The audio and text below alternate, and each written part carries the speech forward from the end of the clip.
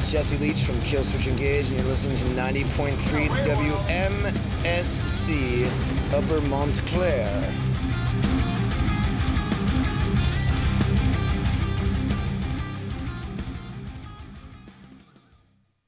"19 minutes past the hour. You're listening to SMC Sports on WMSC. Sean McChesney, Tom Davis, Sean Martin on the phone.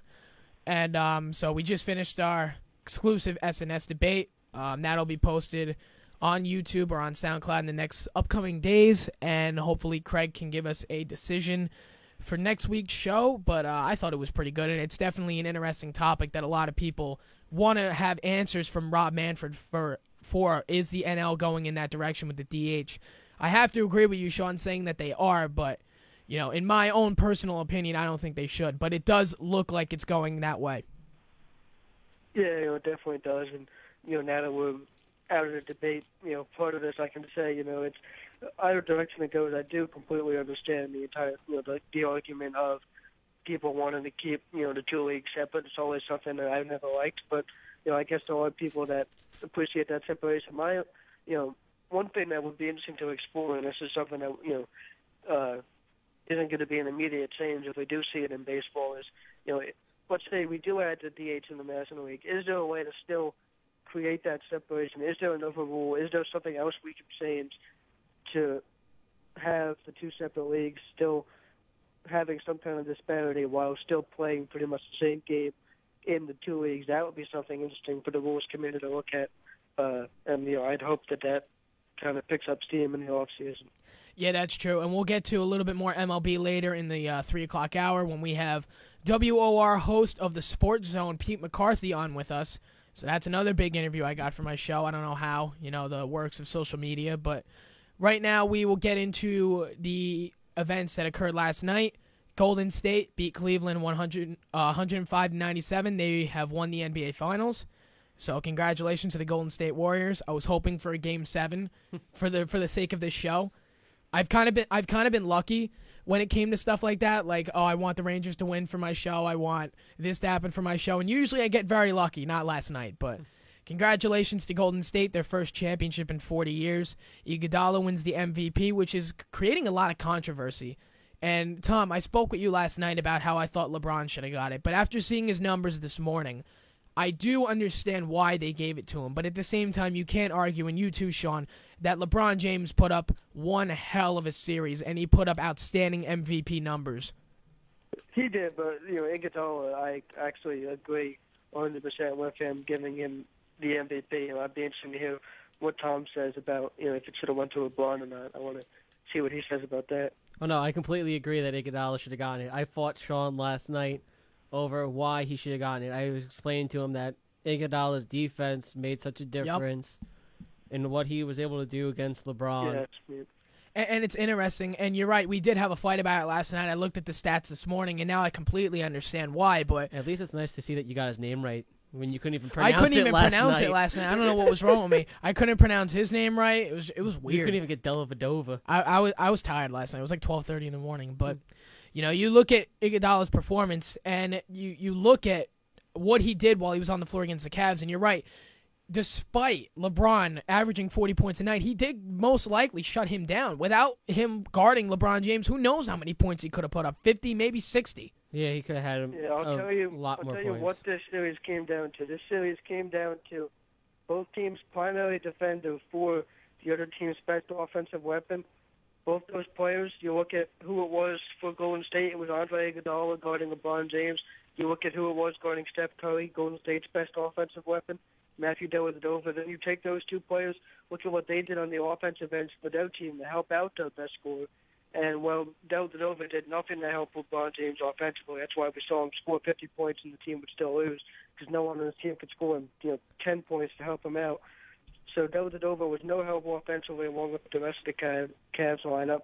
But Iguodala, along with doing his best to defend LeBron James, was also huge offensively for Golden State. In all those games that Curry and Thompson were not shooting well, Iguodala carried the offense, helped them to get those wins when they needed them in the series, and carried them to a title last night. That was the biggest difference in the series, and it came out last night, and it came out as to why Andre Iguodala is the Finals MVP. Absolutely, and you know you got to take a look back, and I feel like Cleveland's problems started in Game 1. You take a look at Game 1 and Game 2 and Game 3, and despite Cleveland winning Game 2 and 3, those 3 games they could not put away the Warriors in the fourth quarter. If they had won Game 1, bam, Cleveland is up 3-0 in the series, just like that. But, you know, Game 1, they gave Golden State, they gave it away. But you take a look at, you know, how Golden State bounced back in Games 4, 5, and 6, and how well they played. Iguodala was obviously a main contributor in that. Curry, you know, he didn't have a great series as everybody anticipated that he would. Everybody was like, MVP is going to Curry or LeBron, depends on who wins. But now, let me... also, nobody expected Dellavedova to be the impact on defense that he in was. both Game 2 and 3, yeah. You were able to see at one point in the series. Wide open shot, and you got turnover prone later in the series. Just some cringeworthy turnovers he would have. So really, he ended up kind of coming back down to earth as far as what he actually is as a player, and that hurt the Cavaliers tremendously. Another thing that I noticed was last night, Cleveland had opportunities to win, but with every time that they scored, Golden State went 3-point city on them.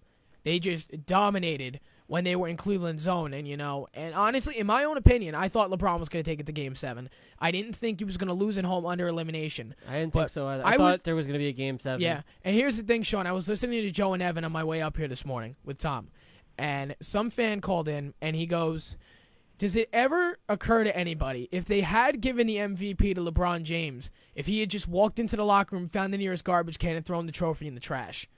Because you know LeBron wasn't going to brag about winning the MVP. Yeah, and he said that. You heard him say that after the game. Even and before the game, before Game 6 and before Game 5, people asked him about how it would feel to win MVP if his team lost, and he said, these questions make no sense. I'm not thinking about my team losing, and if it happens, well, I don't really want MVP because I came to Cleveland to win a championship. And he's also trying to cement a legacy as possibly one of the greatest players of all time. And he knows to do that, he's always going to be compared to Michael Jordan. And right now, the big stat Michael Jordan has over him is that he was 6-0 in the NBA Finals in his career, and now LeBron James has 2-4 thing 4 times. So that's huge for his legacy. That's why a lot of people thought he was going to push it to Game 7. Instead, he falls in 6. It's the second time a team has beaten him on his home floor for a championship. But Dallas was able to celebrate in Miami. So that's. Don't forget San Antonio celebrating in Cleveland as well. To Michael. Yeah, they won in Cleveland, and did they win in Miami, or was that in San Antonio? Dallas won in Miami. Dallas won. The Spurs won in Spurs won in Cleveland when he went to his first final. No, but then final. the Spurs beat LeBron again in last year, Miami. Oh yeah. I don't know if it was in Miami though. But you have to take that series was in San Antonio. That was in San Antonio. Okay. Yeah, Miami had home court and they got swept, right? It was San Antonio. No, they didn't get swept. No? Miami didn't get swept. They won in like 5. Okay. Yeah, and here's the thing. When you take a look at Iguodala's numbers, averaged 16.3 points a game, 4 assists, shot 40% from the 3-point line, 9 for 14 in fourth quarters. 2 of his highest scoring games this year alone, were games 4 and 5. And that's just because he never started in the regular season. And those were the 2 games that he started, I believe. Here's another interesting statistic. LeBron only shot for, what was your thing, 26%? He shot for 24% on like 11 of 46 when he was guarded by when he had contested shots against Iguodala. But when he was uncontested, he shot 88% and was 7 of 8. Yep. So you could just tell, LeBron did have average 40 points a game. I believe he had 32 last night. So not one of his best games of the finals, but still a very, near triple-double game for LeBron. And don't get me wrong. LeBron was like that all playoffs. And like Sean Martin said, it's hard for him to win a championship when he has to do everything. Exactly. And, if you look at all the teams that have won, there's always some person that contributes. So he's going to need to help here in Cleveland, or else it's really going to hurt his legacy, because people are going to say you have to be good enough to win it by yourself.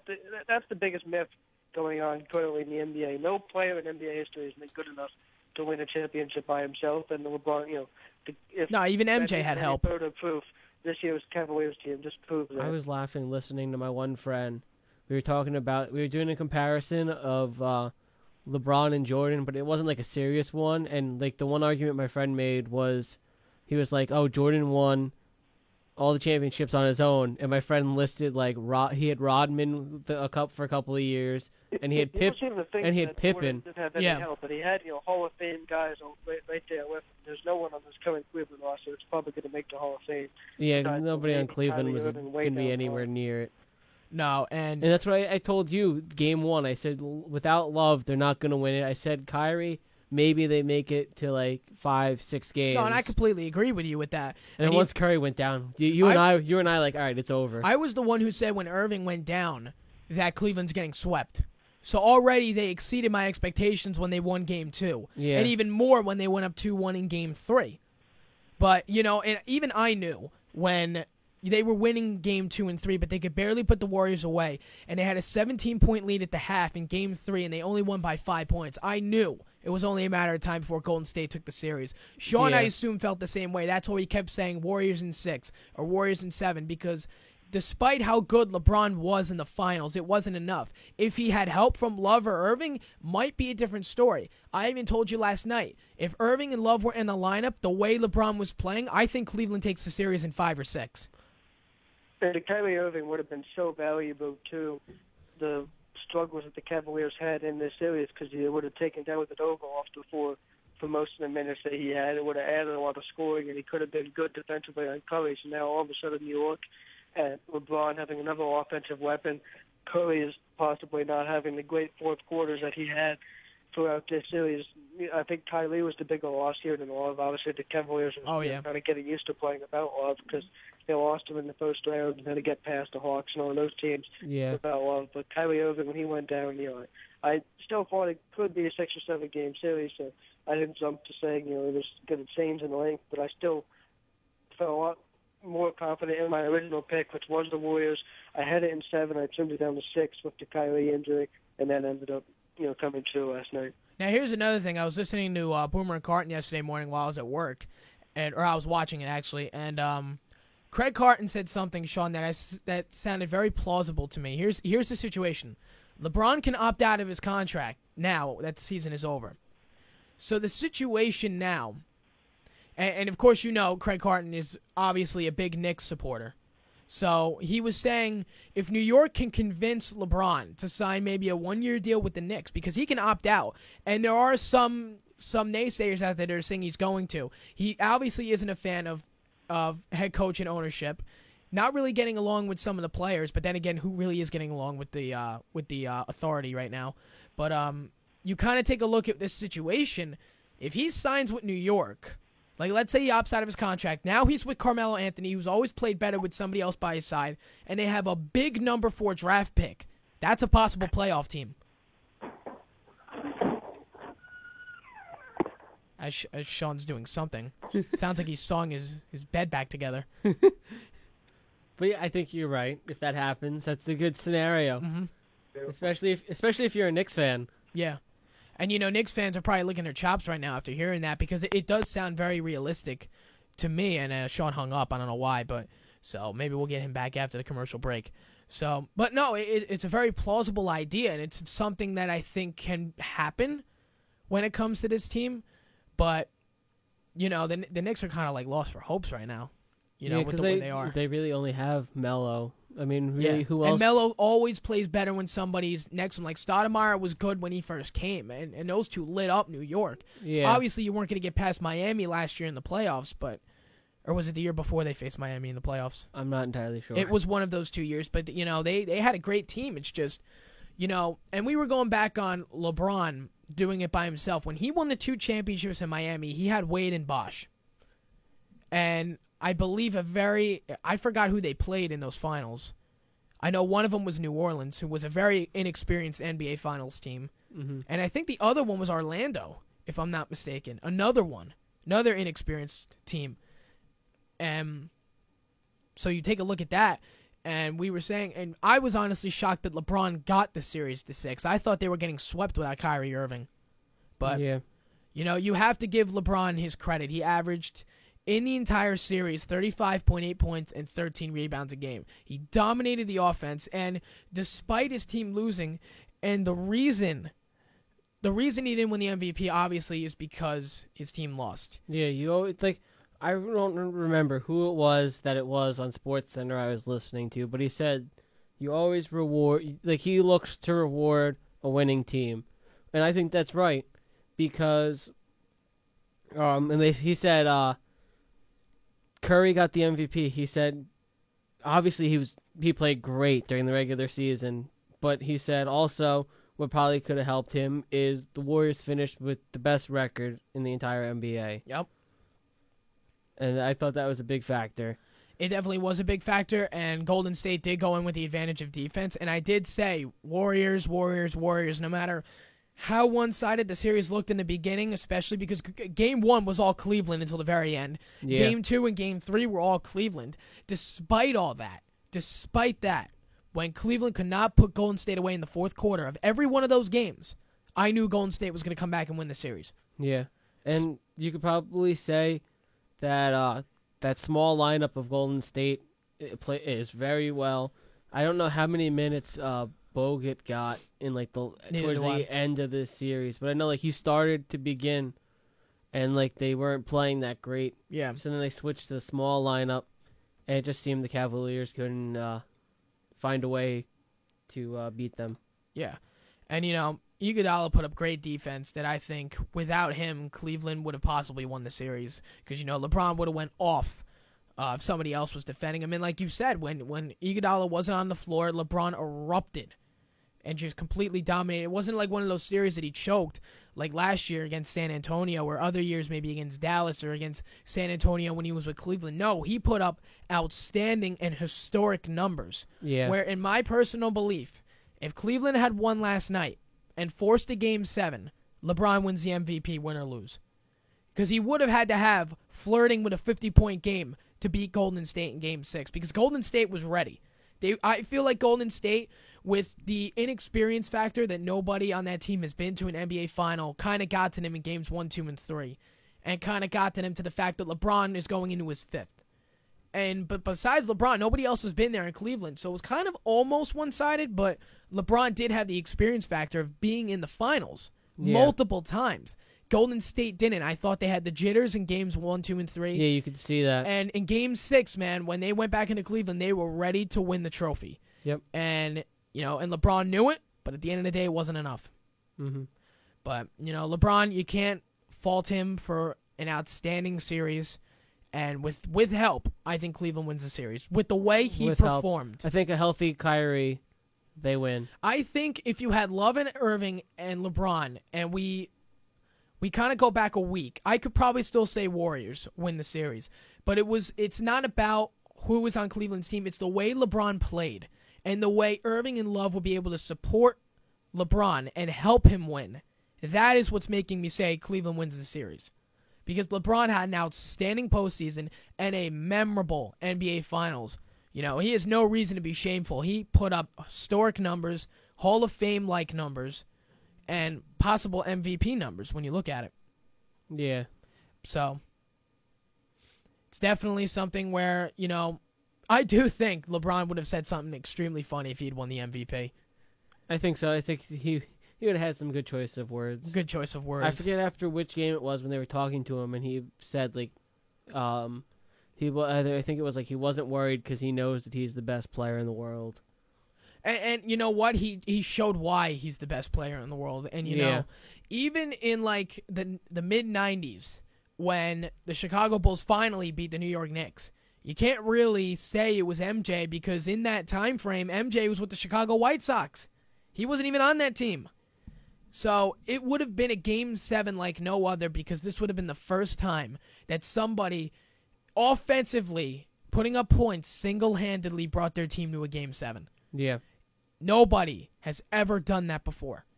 In recent memory, 94 Knicks, it was Starks and Ewing. The Heat for the last 5 or 4 years, Bosh, Wade, and LeBron. It's never really been done before. Duncan and Parker in San Antonio. Yeah, and they also had Ginobili. Mm-hmm. He was big for a while, and then the last championship they won, Kawhi Leonard won the MVP, and he was huge. He had to defend LeBron. Absolutely, and you just take a look at everything that they've done. Cleveland has no, they have every right to be upset but at the same time, hold your heads up high. I mean, this was a team that back in last summer when LeBron announced he was coming back, nobody gave a shot in hell that they would even be in the playoffs. They're like, oh, man, LeBron can't do it by himself. And now we look back and we realize, okay, without LeBron, this is still a 25, 26-win team. LeBron changed that in literally one moment of, when the ink dried on the paper and he re-signed with Cleveland, it all changed. And you take now a look back and you make, oh, man, Cleveland would have sucked without him. 25-win season again, because he knew when he left Cleveland in 2010 that there was no shot that team was going to be a playoff team after 2009, 2010. So he went somewhere where he knew he could win a championship in Miami. And, I don't think it was the same thing. I still think if LeBron had re-signed with Miami, they would have had a legit chance at the playoffs this year. You wouldn't have had Bosh, but you still have D-Wade and LeBron. And even before Bosh went down, Miami was holding the 7th seed by a thread. So, LeBron put up historic numbers, probably the greatest NBA Finals of his career, but he's not going to remember it that way because he lost. Yep. And, and I was kind of arguing about LeBron winning the MVP, but at the end of the day, it does come down to the fact that Cleveland didn't win. They didn't win. Golden State did. Yep.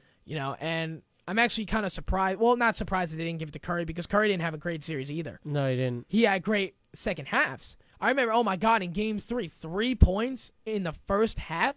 Yeah, that was really surprising. I mean, you could probably generate it back to you've never been in the NBA Finals and you're the current MVP of the NBA. Yeah. There's a lot of pressure on that. There's also that stereotype of, all right, yes. you're the MVP. You're the NBA. You're the NBA's MVP. Match up with the greatest in the world. How can you not put up MVP-like numbers? Yep. And how can you not put up numbers like LeBron did? LeBron's putting up 40 points a night. Besides last night, this was his lowest of the finals. He had 32 points last night. But you take a look at what Curry did. Curry had an okay series. One that he can look back on and be proud of. Yeah. But there are points where he was like, oh my God, I put up 3 points in Game 3 in the first half. Now, he responded with 24 in the second and almost beat Cleveland. But, those are the little things. And, Golden State's defense wasn't great in the first few games. A lot of turnovers. And those are going to be the things that they look back on. But, for now, they get to celebrate. They won the NBA Finals. Congratulations. First time in 40 years.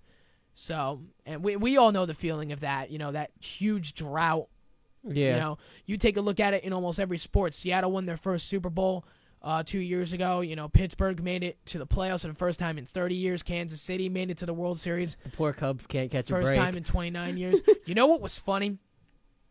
And we're going to get to NHL in about 20 minutes when Nick Flaherty comes in, co-host of Sticking to Sports. It was funny because Joe Madden was seen in a picture holding up the Stanley Cup. And I go, the ironic thing is, didn't you manage in Tampa Bay for like 10 years? Really? I understand you're the Chicago Cubs manager, but you managed the Rays for a hell of a long time. Yeah. I really don't have the numbers in front of me, but I remember him being there when they went to the World Series in 2008. I remember him being there in like 2006, 2007. So right there, you're kind of flirting with 8 or 9 years right there. And for you to be at Wrigley Field, holding up the Stanley Cup, you've been in Chicago for less than a year, and you're like, "Go Blackhawks!" and it's just funny because it's like, oh man. Later on, he left. But and it's okay. He called Tampa and goes, "I'm sorry, I didn't mean it." Nah, it's okay. Nobody remembers him being in Tampa for the last 8 years. They weren't good. Some years they were good. I Okay. mean, when they changed the name to the Rays, they were good. You know what's funny? When they did the same thing with the Diamondbacks in 2007, they changed their uniform colors, and they won the NL West. The Rays changed their uniform colors and their name. They won the AL. I'm just waiting for the Mets to change their colors to green and red so they can finally win a pennant. Jesus. Actually, they did change their uniforms, and they still suck. Did they really? Yeah, what did they do? Switch it from blue and orange to orange and blue? No, because they had like the black in their uniforms for like many years. Okay, yeah. So they had the black uniforms and the black hat. 2 years ago, they changed it. They went strictly right back to pinstripe blue and orange. Okay. And they brought in the regular. But I like that black. I like the black too. I hope they go back one day. And they brought in like the regular, that blue should be their jersey. one throwback day. Yeah. Honestly, I'd like to see 86 throwback day again too. Those uniforms are pretty cool. I remember. But those. But I was gonna say something. Okay, so they're blue uniforms. They have blue uniforms for home and away, and then they're just regular like gray with blue and orange. So Okay. So they have changed their uniforms 2 years ago, and that was probably their worst year in like 10 years. What are you gonna do? All right, Not guys. change anything if you're the New York Mets. Exactly. Number to call. Change isn't good. Number to call 973-655-4256. Again, 973-655-4256. 44 minutes past the 1 o'clock hour. We're going to take a quick break. Coming up, we will wrap up our NBA Finals discussion. Nick Flaherty will be in studio with us in about 15 minutes.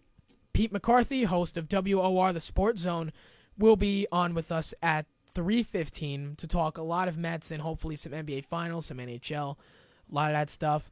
Sean McChesney, Tom Davis in the studio. 44 minutes past the hour, SMC Sports, and we'll be back.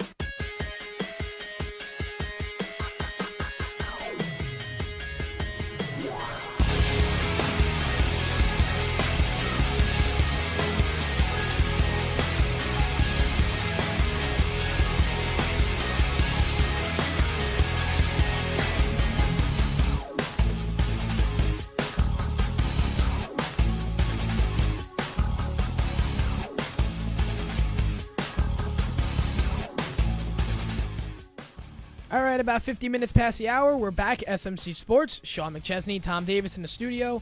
A lot we've talked about already. Myself and Sean Martin had our SNS debate earlier, and myself and Tom have been running things in the studio. We'll have Nick Flaherty, co-host of Sticking to Sports, on with us in just a few minutes in the studio. Just got a hold of Pete McCarthy. We are still good to go for our interview later on. Pete McCarthy is the host of the Sports Zone on 710 WOR Radio. So that'll be a very interesting interview to get to as well. We'll be talking a lot of Mets with him, considering that he also works with Mets on Deck, pregame show on WOR. We'll have him discuss with us all about that. Hopefully we'll get a little bit of NBA, NHL insight with him as well. But for now, we'll wrap up our NBA before our lovely NHL expert Nick Flaherty comes in and talks with us. He's lovely. Then what am I? Am I beautiful? Gorgeous? Am I a 10? You're nothing. So we'll wrap up a little bit more of NBA, and this will probably be one of the last times we get into NBA for a while, considering the finals now being over. So just to kind of recap, Golden State won Game 6 last night, 105-97. Golden State wins their first NBA championship since 1975. Andre Iguodala was the MVP. Now we all understand why. Outscored the Cavaliers by 62 points when he was on the floor. And LeBron only shot from like 24% when he was guarding him. So it's funny because everybody is like, oh my God, he shut down LeBron, this and that. And a few days ago, I'm like, he shut down LeBron. He has 40 points a night. Yeah, you shut him down, all right. But now you take a look back and go, well, maybe if Iguodala wasn't guarding LeBron James, he's flirting with 60 points a night possibly. LeBron easily had 100 points by himself. In games 1 through 5, he could have easily flirted with 50 or 60 if Iguodala wasn't defending him. Probably. I don't think he guarded him games 1 or... I mean game 3. He definitely... I think he started guarding him game 3. Yep. So in all those games, and still, despite Cleveland falling apart in games 4, 5, and 6, he still put up decent numbers. So... Iguodala wins the MVP. A lot of people have been calling into shows all morning long, not mine because we don't get calls here. By the way, if you want to call, the number is 973-655-4256. Join the conversation. You want to shoot me a tweet at my show account, SMC Sports WMSC, or my personal account, SM McChesney. So give us a few calls, see what your insights are. But no, I was listening to Joe and Evan this morning, and, 2 callers would say that Iguodala deserved it. He had a hell of a series guarding LeBron James. And then the others are, it's a travesty LeBron didn't win the MVP. And I'm like, I understand why you're upset that LeBron didn't win the MVP, but they lost. And even I'm like, yes, maybe LeBron put up good enough numbers where they definitely considered it going into Game 6. Bless you. Thank you. They definitely considered giving LeBron the MVP going into Game 6, but at the end of the day, you understand why they didn't. I could understand maybe if nobody in Golden State had an impressive series at all, and just like all 5 of them, got them to the championship. Like Thompson, Curry. Like Thompson would have a great game in Game 1, then Curry would have the next great game, and then Iguodala would have the next great game. I could understand that if nobody had a consistent series. Give it to LeBron, because LeBron had a hell of a series.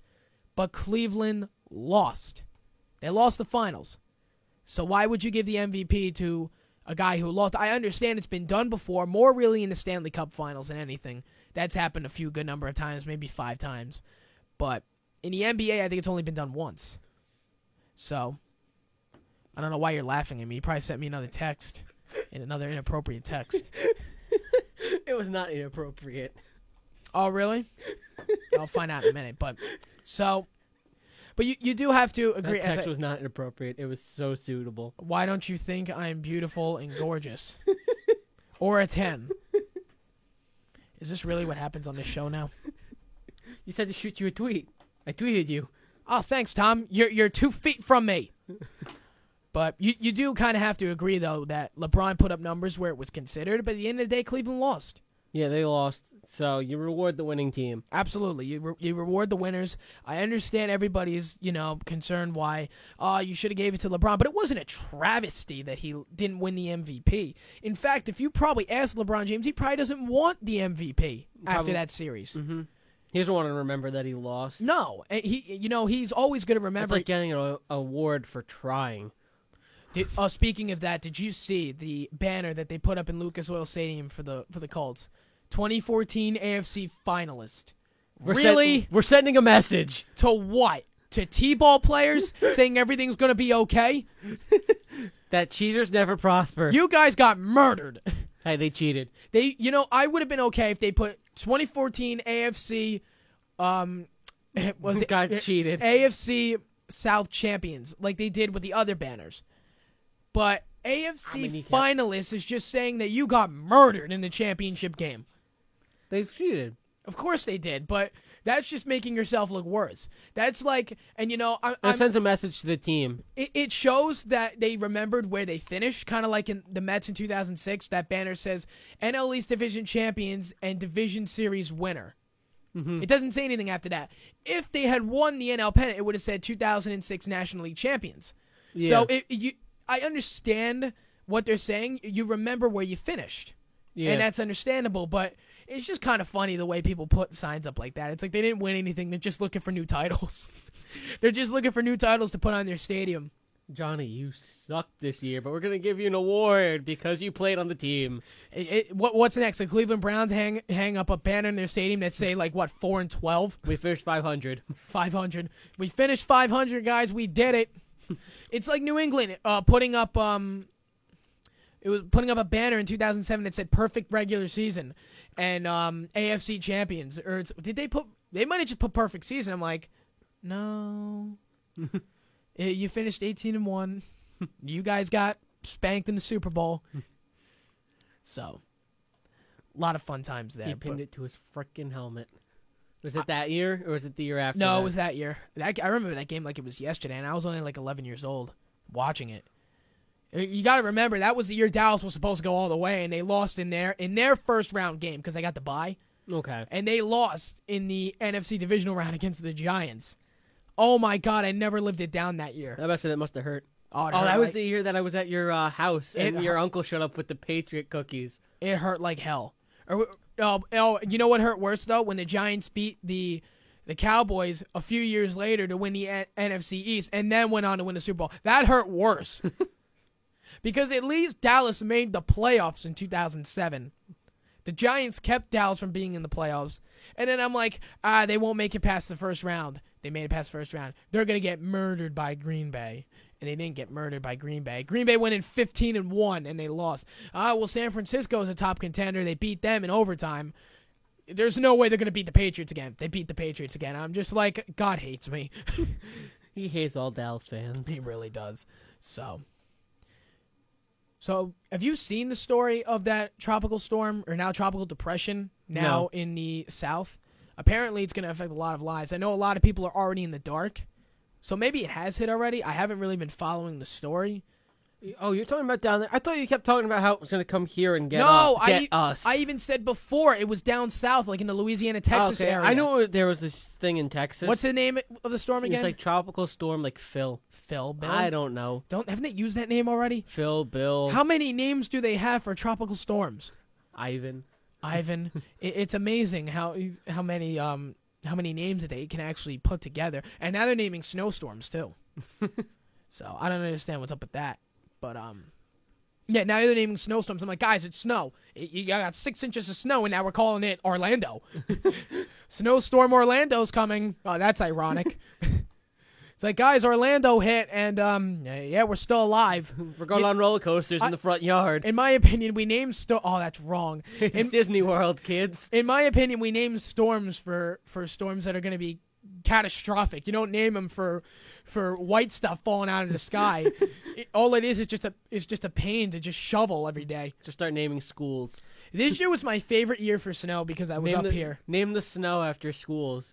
This one's going to shut down Tropical this school. No, wait, Snowstorm Abraham Lincoln, Snowstorm George Washington, Snowstorm Queen of Peace. But is that what this sports show has come down to? But no, this year was my favorite year for snow because I was up here and I didn't have to do anything except maybe go to work. But I didn't have to shovel. I hate you. I had to do all the shoveling. I know. I did so much. I had 1 foot. Oh yeah, I had to do it with a plastic bag around my boot. Oh, that's terrible. I had so much snow in my foot. Oh my god. The things that I missed out on. You know what was funny though? No, the things that you got lucky to miss January, out on. Remember in January when we were supposed to have like that 25-inch snowstorm and it only ended up being like 7 inches? If that. Ever since that day, Montclair State decided they weren't going to cancel for snow. And then in March when we had that huge snowstorm that was only supposed to be like 4 inches and ended up being like 10, only school in the state not to get shut down. Number 1, Soul Survivor, as we hit the top of the 2 o'clock hour on 90.3 WMSC, Upper Montclair, New Jersey, SMC Sports. Sean McChesney, Tom Davis now talking about snowstorms, which are completely irrelevant to sports unless they affect the game plans and then being canceled. Didn't the United States soccer team play in snow? Yes. Well, speaking of that, the United States women's team beat Nigeria last night. Win Group D. They beat Nigeria 1-0 last night, so now they're on their way to the knockout stage and hopefully another run at the final. Hopefully. When do we find out who we play first? I'm not sure. I mean, I think brackets are still going on. I could check when we go to a break later, like a long break. I'll probably check. Okay. I know knockout stages start next week. College World Series has kicked off. A lot of great teams and a lot of great finishes so far. So we are going to take a quick break here on SMC Sports. Coming up, Nick Flaherty will be in studio with us. 2 o'clock on the dot, SMC Sports. Sean and Tom back after this. 90.3 WMSC, Upper Montclair.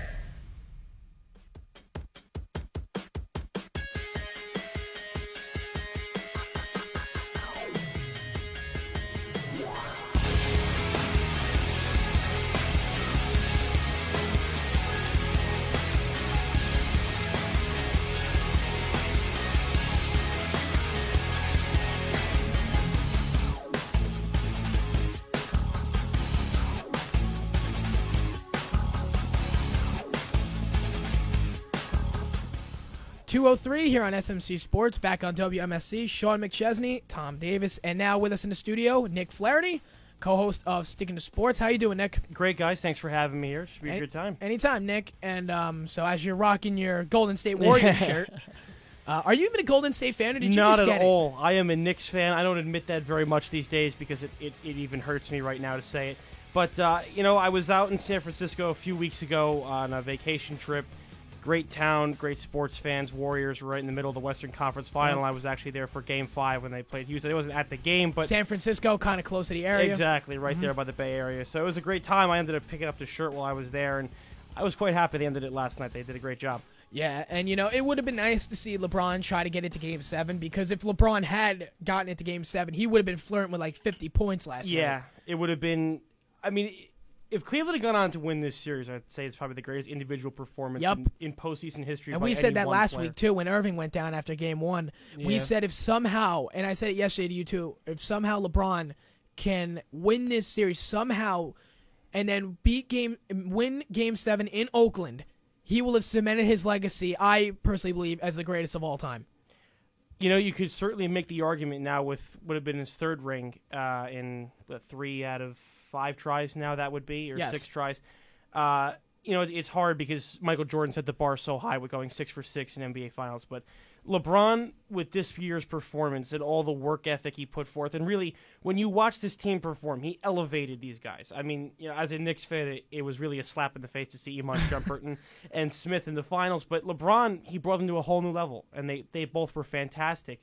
Unfortunately, that team didn't really have the endurance left and built up to go Yeah. get it last night, especially in the second half. You saw it after Game 3, and in Games 1, 2, and 3, Cleveland went up 2-1, but Golden State, they let him back in those fourth Oh, yeah. quarters, and you knew in Game Absolutely. 3 when they had a 17-point lead at the half and only won by 5, you knew right away the series was over.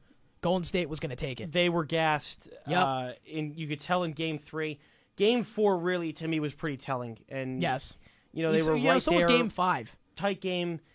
Game 5 was the Steph Curry show, and Yeah. it is a treat to watch every time out. He was magnificent in Game 5, and he didn't have his best night last night, but he found a way to get it done. Yep. What's kind of being lost in this whole series, which I find a little interesting and intriguing, is the whole situation with Klay Thompson and how really he didn't perform in the Western Conference Final against Houston, and he struggled in this series as well. Mm-hmm. And I would like to have seen what would have happened had we come out of this final and LeBron and the Cavs got on to win. Does Klay Thompson become a sort of de facto James Harden in the way that he was in Oklahoma City? Didn't perform in an NBA Finals, ended up leading to him being kind of outcasted and thought of in a whole different light. Not to say that it would ruin his career, but you look at James Harden, he's really not been the same postseason performer since that Finals. Well, you take a look Mm-hmm. at the NBA Finals this year, and I wouldn't say Golden State themselves was outcasted because they won the damn thing. They won the finals, yeah. but it's been the LeBron James show the entire way.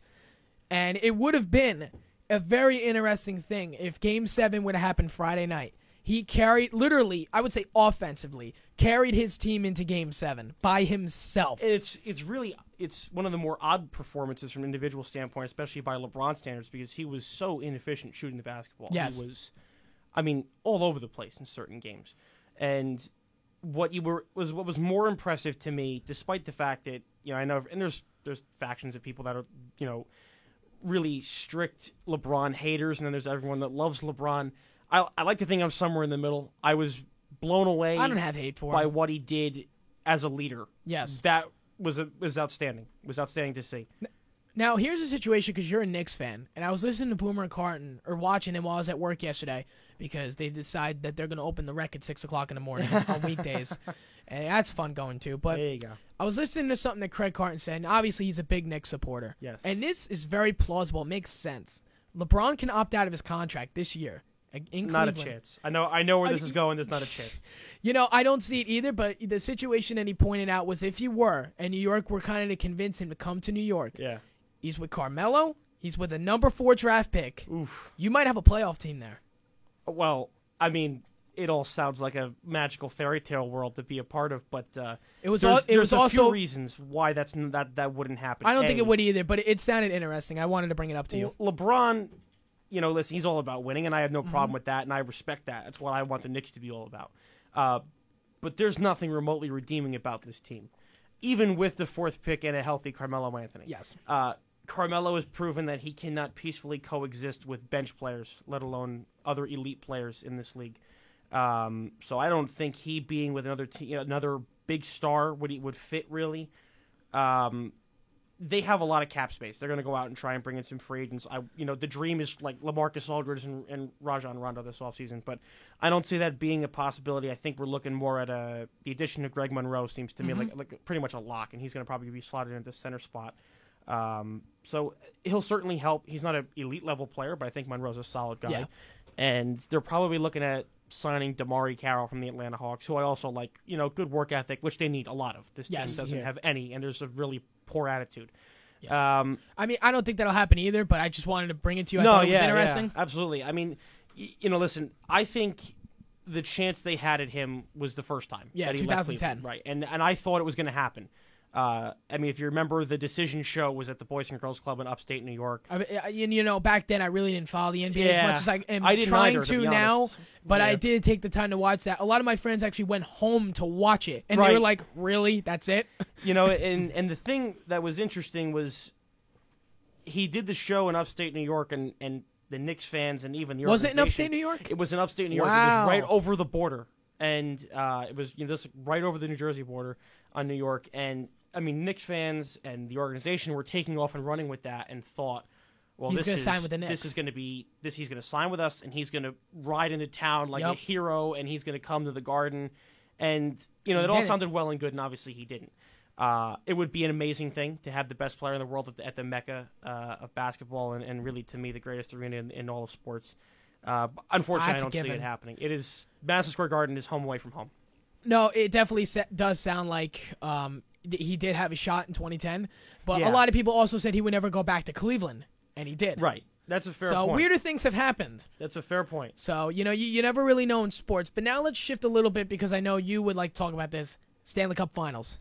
Yes. Honestly, and wait, actually, before we do wrap up NBA, the playoffs I thought were atrocious. Awful. But they NBA were Finals, I thought they terrible. made up for it. The finals. The finals would I thought agree. were The great. finals were good. I would agree that the playoffs as a whole were, I mean, really, I think as we all expected, Yes. for the most part, A great series. awful to watch.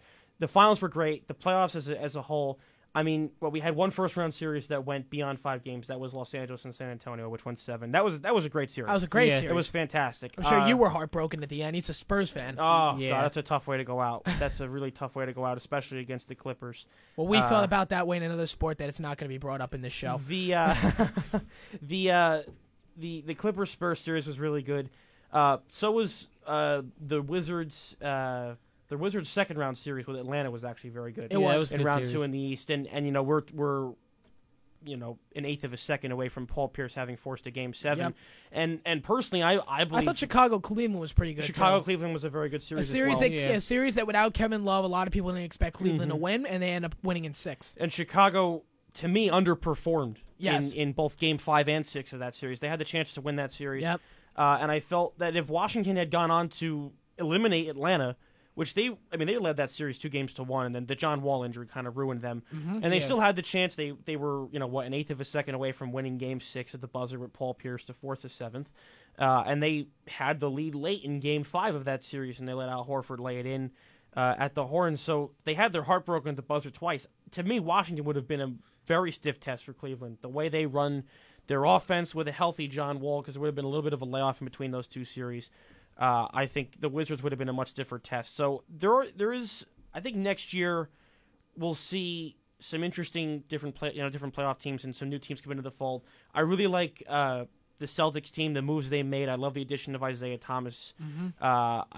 They're supposedly very close to acquiring DeMarcus Cousins from the Sacramento Kings, which could really put them over the top.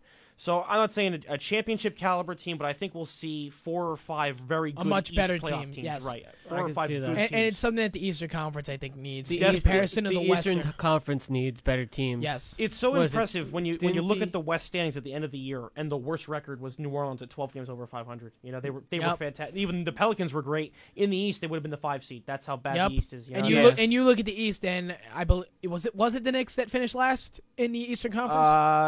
No, Philly. did Either because or, they got ahead of us. atrocious teams. Oh, there's some. Yeah, there are some real the West. The worst record I think was the Lakers. Yeah. And I think they won 29 games, which that's nothing to pat yourself on the back Yeah. about. But at least it's a somewhat representative number. Kobe's coming back this year, and a lot of reports are saying this is it. It's going to be his last year. And they're going to go for it. They're going to try and get some guys. That's the interesting thing. And you know what? Rightfully so. And I would love to see Kobe go out with a championship because he Yeah. deserves it. Would be something to see. That would be Yeah. quite the sight. He's one of those guys, and along with LeBron, in probably I would say a little under 10 years, when his time is done, you're going to want him to have that ring. But Yeah.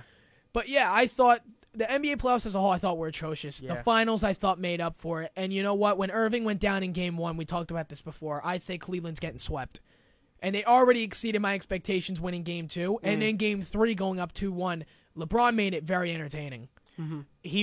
I thought Game 3, to me, was the most impressive performance Yes. from a LeBron standpoint because, again, he was inefficient shooting, but to me, that was the game where he took the reins the most. And down the stretch, he closed that game. Because when Golden State closed it to, I believe, 81-80, they went on that crazy run. Yep. Curry hit a bunch of threes, and all of a sudden, it was a whole new game. It was very impressive because LeBron, they called timeout. He pulled everyone together, got the group together, and basically, just told them, we can't lose this game. Yep. And he You can't did that. lose the first one at home. Exactly. He did it a bunch of other times. Unfortunately, the lack of, just overall strength and the ability to sustain the long series was the problem. If Cleveland was going to win, it had to be last night. They had to win Game 5 Yes. for sure. And I didn't think if they had somehow won Game 6, I had no shot in hell that they would win Game 7. I would agree with you only for the fact that Game 7, all bets are off in all sports. Game 7, everything Absolutely. changes. And one individual can take one game and turn it. LeBron could have walked into Game 7 and changed it completely. I think the perfect example that you look at last year, right? Game 6 of Royals-Giants in the World Series, it was a disaster. It was 10-1, 12-1, something like that. The Royals just rolled over San Francisco. And it seemed, while the Royals are going into the game with the momentum, they were feeling great about themselves. Were you talking about Game 6 that they rolled over? They rolled them in Game 6, right? Yes. They rolled the Giants in Game 6. Game 7 was a great Game 7. Game 7 was in Kansas City. Yes. If they go into Game 7 with all the momentum in the world, they feel great about themselves. They lead early. They're leading in the 5th inning, and then Madison here comes Bumgarner. Bumgarner out of nowhere. And that's the thing about Game 7. Almost like an RKO out One of guy, an RKO. I love that. That's great. One guy can take over the game, though. Yep. That's the thing. And It we saw literally, I felt like I just got an RKO'd when he came out of the bullpen. I texted Sean Martin, I go, "You do realize it's over, right?" He goes, "Yep." Yeah. Oh, it was done the minute he came trotting Yep. out. So. Yeah. And I think everybody in Kauffman Stadium knew that as well. Yeah. Guys, about 16 minutes past the hour. We got to take a break. 973-655-4256 is the number to call. Sean McChesney, Tom Davis, Nick Flaherty in the studio. SMC Sports. We'll be back after this. Hi, this is Ed Helvey, founder of Montclair State Radio way back in 1966. And you're listening to 90.3 FM WMSC, Upper Montclair, New Jersey. Still the voice of Montclair State. Makes you feel happy like an old-time movie. I'll tell you about the magic and the free your soul, but it's like trying to tell All right, 18 minutes past the hour on SMC Sports. Sean McChesney, Tom Davis, Nick Flaherty in the studio. Just got done with probably about a good hour and 15 minutes worth of NBA, and rightfully so. It was a great series. But now we'll shift over to NHL. 2 nights ago, the Blackhawks won the Stanley Cup. And before we kind of get into it, Nick, did you hear the story of the Stanley Cup not making it to the arena in time? Yes. Well, okay, first of all, if I'm a representative of the Chicago Blackhawks and Tampa Bay is up for elimination, I want the cup in the arena no later, and this is Central Time, 6:00 at night. I want it in no later. I've never heard them having a problem with this in the past. So when I heard it, Doc Emmerich was talking about it was late, and that's why the celebration was a bit delayed and everything. Yeah, it was hilarious. I thought it was to great. hear, but I guess they're just taking care of it. But either way, it was a great series to It was watch. great. And the story was that there were horrible storms in the Chicago area on the night of Game 6. So I guess they didn't have to be at the arena for the game, really. They kind of just had to show up in time, and they got stuck in traffic. They had to get a police escort just to get it in a decent amount of time.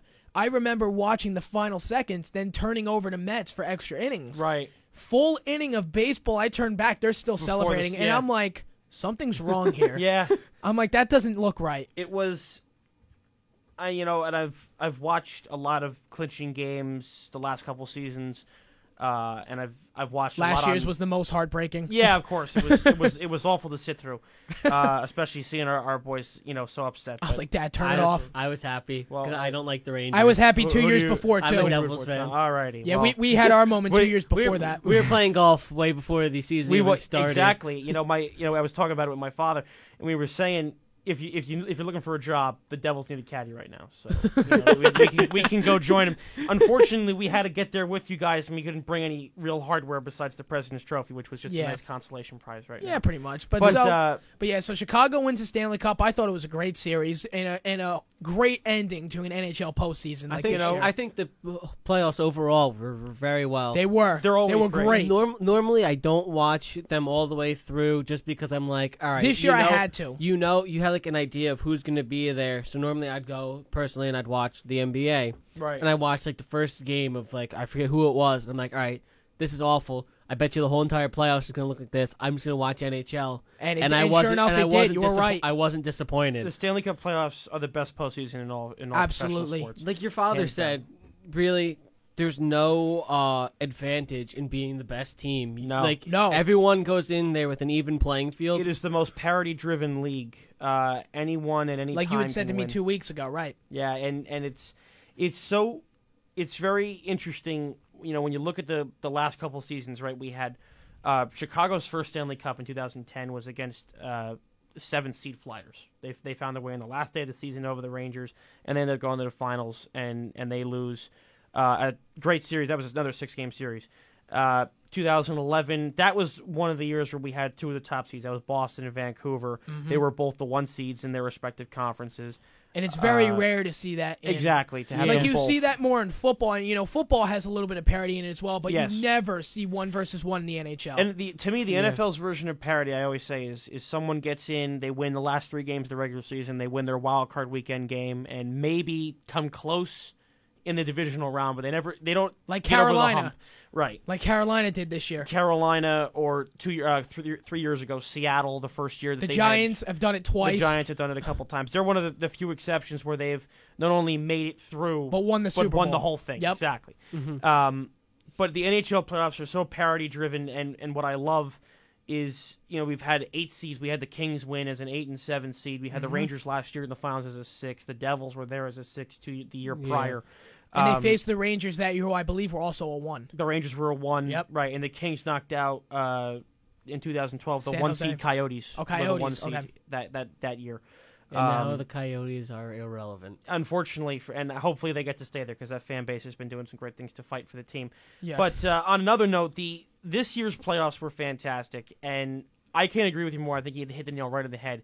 Game 6 in Chicago was probably the best clinching game I've seen. Yes. Period. And that 22,000 fan base had waited Yeah. almost 90 years to see it. For a home Because cup the win. first 2 in the last 6 years were all on the road. I Yeah, they believe it were was in Philly and in and Boston. Right. This was the first time since 1938 Chicago had won on their home ice, and they waited a long time for it, and that place went nuts when they did The it. 3-2-1 was thunderous. Yes, from it the was. crowd. I actually got chills. I'm getting Yeah, chills right me now too. talking Me about it. too.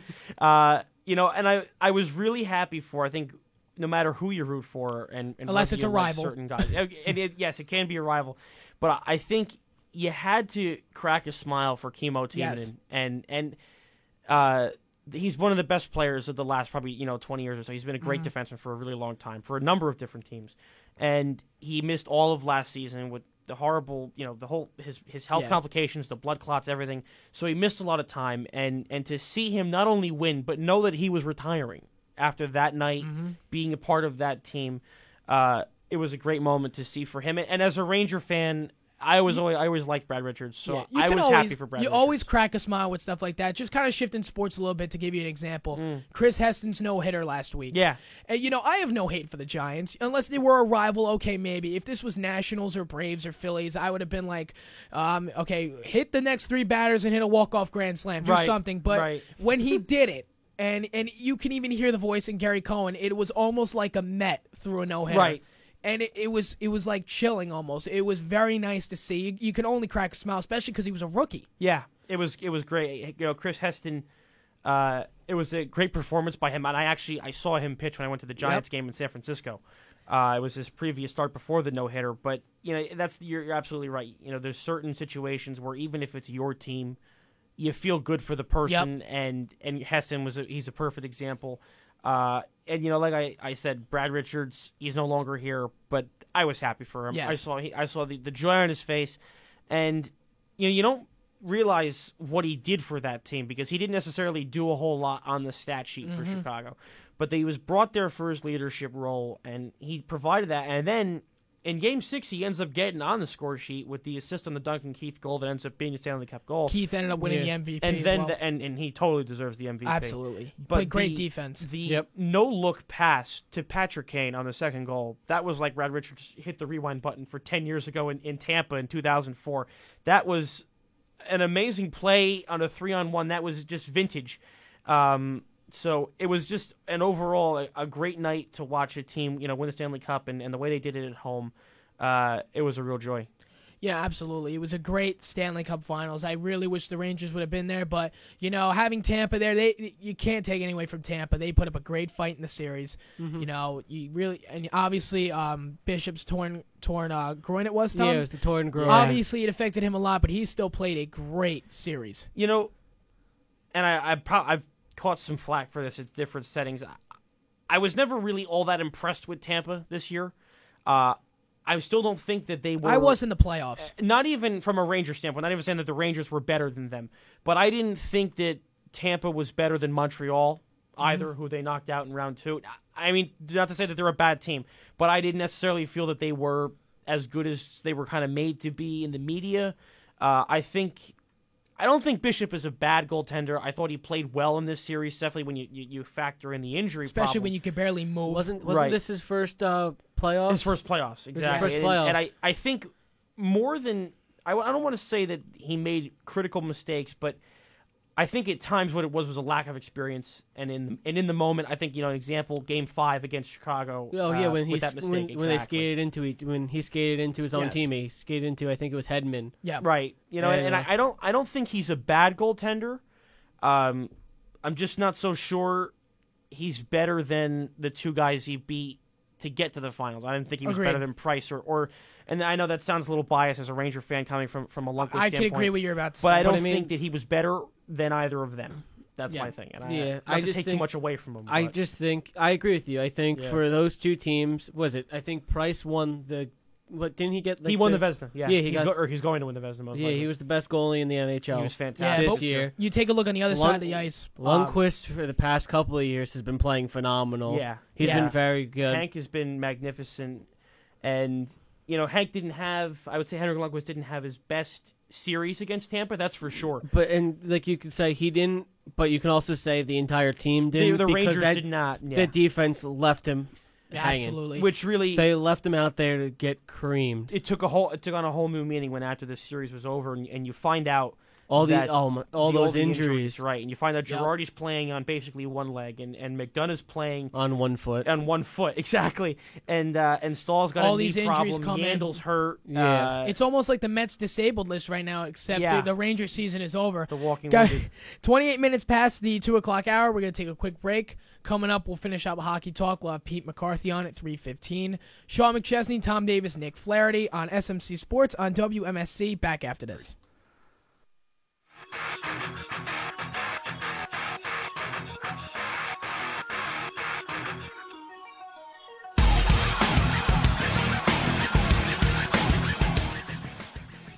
Do you make music? Are you in a band? Or maybe you're a solo artist? Do you want more exposure? Look no further. Montclair State University's Underground Radio 90.3 WMSC is always looking to put new music on the air. So artists, listen up. If you'd like to send your music to WMSC, you can send a digital copy to music@WMSCradio.com. Keep in mind that music with offensive language or content will be subjected to FCC regulations and censored if needed. Call the request line at 973-655-4256. So what are you waiting for? Send in your music to 90.3 WMSC now. 2:33 p.m. on SMC Sports. Sean McChesney, Tom Davis, Nick Flaherty in the studio. We had talked about a lot of great things so far. NBA and NHL wrapped up this week. Golden State Warriors won the NBA Finals last night, first time in 40 years. I believe it was Monday night. Monday night, Chicago Blackhawks won the Stanley Cup, third time in the last 6 years. First time since 1938 they won at home. I'm not going to do the math on how long ago that was. It isn't worth the trouble. It isn't worth the trouble, especially with the math lab being in the same building. I'm so glad I never have to be in there again. There you go. So we're making progress here. Now I can officially 100% love this building. So we are on NHL right now. Chicago Blackhawks won the Stanley Cup, third one in 6 years. And one of the guys, besides obviously Duncan Keith, who had a great series on defense, obviously you have to talk about Corey Crawford. Yeah. Corey Crawford, an outstanding final. He put up a save percentage of, I believe, .938. Made crucial saves when he had to, and he only allowed 9 goals in the last 5 games and put up 129 saves. Mm-hmm. Absolutely impressive. That is the story of Corey Crawford's life. Yep. Because you can never really figure out what is coming next from him. Yeah, and you can, like I said to Sean on their way here, I said it's hard to imagine that he played as well as he did. Yep. After what he did in the first round. They had to pull him. He was because lost against Nashville. He couldn't do anything right. And he didn't look particularly good against Minnesota. He was stronger against Anaheim. He made some mistakes at critical junctures of the game. But the Anaheim series was the more typical Corey Crawford kind of performance. It was he'll keep you in the game, give you a chance to win. And with Chicago's offense, that's more than enough. But he was fantastic in this series. The Blackhawks were outplayed at Game 4. in particular, and he was really, really good. That last minute and a half, that crazy scramble where Stamkos shot that howitzer that didn't somehow did not go in, got a piece of his pad. Crawford with that massive save in the splits in Game 6 where he dropped down on the ice and slammed his pad down. That was a magnificent save. Yeah. So he really elevated his game, and that is a testament to not only him but to the Blackhawks as a whole, because they are the kings of, they get there and they're ready to go no matter what the situation is. They're always ready to go in every big game setting. And I think that's what you have to admire about them, whether you really like them or not. Exactly. They are so talented and mentally so strong that they don't seem fazed by anything. Absolutely. Number to call, 973-655-4256. You want to join the conversation with us. We're talking NHL and the Stanley Cup Finals. And, Nick, I don't know if you saw it. I talked to you about it, Tom, but the Twitter war between CM Punk and Hulk Hogan about this. And obviously I'm not going to read CM Punk's tweet due to FCC regulations, but he went on the Chicago Sports Network and called out Hulk Hogan again.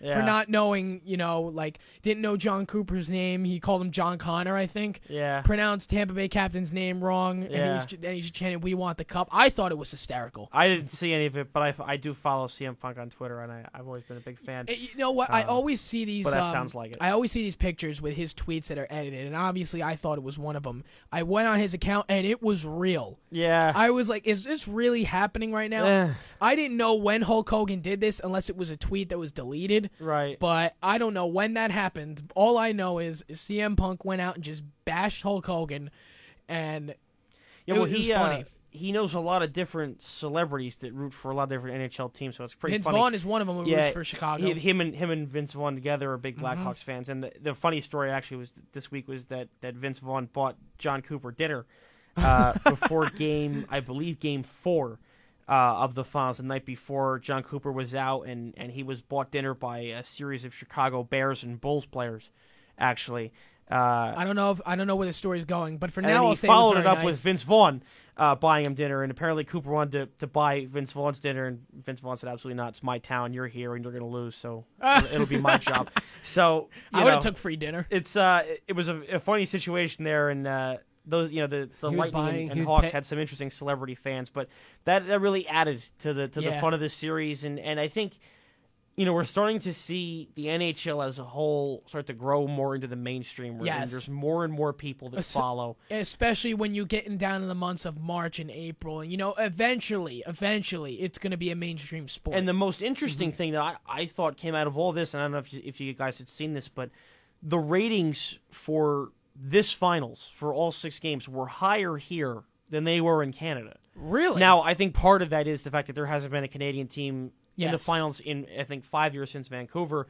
A Canadian team hasn't won the Cup since the 93 Canadiens. Yes. And I think not that the interest is dipping, but I think if there's less Canadian involvement on that end, the numbers go down. But still, I think there's a lot to feel good about from an NHL standpoint, Yes. in that they're establishing better markets and better footholds in big cities around here, and Tampa's becoming, cities like Tampa, Nashville, Dallas, some non-traditional hockey markets are becoming big time hockey towns. Now the first series, the first round, I believe was Montreal, Ottawa, correct?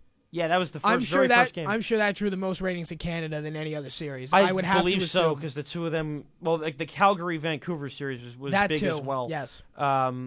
Those were both very good series, particularly because Ottawa was, within a matter of inches away from coming back to force a Game 7 after trailing 3-0. But the Canadian teams didn't fare very well once again this year. And that definitely could have been another tough rematch if it were to have happened with the Rangers. And that's you make a great point, because I really wanted to see the two of them go at each other again, because that was a great series. It was a series last year that the Rangers were not even favored in. The first game they come out and win 7-1. And the 3 games In to 1 Montreal. Rangers lead in that series was not really indicative of how Yes. close that was. That series was played neck and neck the whole way. Yep. So I was really kind of excited to see if it was Montreal. I figured it would be Montreal and the Rangers in the East Final. Unfortunately, I didn't have that pick right. But it was a very interesting playoffs, as we had said before. It was highly entertaining. And I always look forward to this time of year for the Stanley Cup playoffs, and next year should be just as good. And I think we're in for an exciting offseason because draft night always creates for a lot of drama. There's a lot of different trades. What are your expectations for draft night? Because I don't really know much about draft night. Well, Yeah, neither I do think on draft night, I think we'll see some big moves go down. Usually there's 3 or 4 trades on draft night. I don't want to guarantee it, but I'd say there's probably a 95% chance the Rangers trade Cam Talbot for the 16th overall pick that night, which as a Ranger fan, I think we'd like to get a little bit more return, but he isn't worth as much as a lot of people and you say know what? he Talbot's is. a great goalkeeper, but you know what? Yeah, He held there's no he room. held the fort while He held the Lundqvist was- fort. while- He held the fort while Lundqvist was out, and you kind of want to reward him for that, but at the same time you can't because you have Lundqvist. You want to see him be successful. You know, somewhere else. his reward, really in reality, is that he's going to get a starting job probably in Edmonton, San Jose, somewhere where he can be a starting goalkeeper, right? Where there's not another guy in his way. Yes. So and he I think deserves it. It's after to his benefit, exactly. He deserved it after because you know what? When Lundqvist went down, I wrote off the season. I was like, all right, we'll be lucky to get the 8th seed now. But Talbot came in, held down the fort like nothing ever happened. I was surprised, especially because if you looked, like Lundqvist was averaging maybe like two goals a game. He was playing fantastic before the injury. And then Talbot was putting up like 3-4 goals allowed. Those first 2 weeks were rough. Yeah. And you make a great point. The numbers weren't great. And then he pulled himself together. Exactly. He took some time to make some adjustments, particularly when they played Mackenzie Skapski. And he played fantastic. But that's a testament to Benoit Allaire, the Rangers goaltender coach, who was just fantastic. But you know, I think draft night, back to what we were saying, I think beyond a Talbot trade, I really strongly believe that Evgeny Malkin's on his way out of Pittsburgh. And I think it could happen draft night. Certainly, by the time next season begins, I think we're going to see Evgeny Malkin in a different uniform.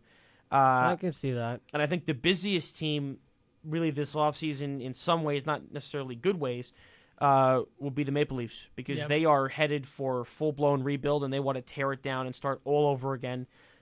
Phil Kessel has given them his list of teams to waive his no-trade clause for. Phil Kessel, the whole entire Lupul, everyone wants Phaneuf. him out. Yeah, everyone wants him Nobody gone. likes him. And it's crazy. And that's sad. Like he's a solid player. He's wildly talented. And I think his biggest issue is it's a question of motivation. You know, you watch the guy, he struggles out there. But you know, he's available. Joffrey Lupul's available. Dion Phaneuf. Really, anyone that's been here for the majority of the last 5-6 years in Toronto is on his way out. So there's going to be a lot of interesting moves. There isn't necessarily a great free agent class this summer, but certainly the trade market's going to be. I mean, I think it's going to heat up right away. Yeah, no question. And you know, it's definitely going to shape up to be a great NHL offseason, one that I hope for the first time actually to follow.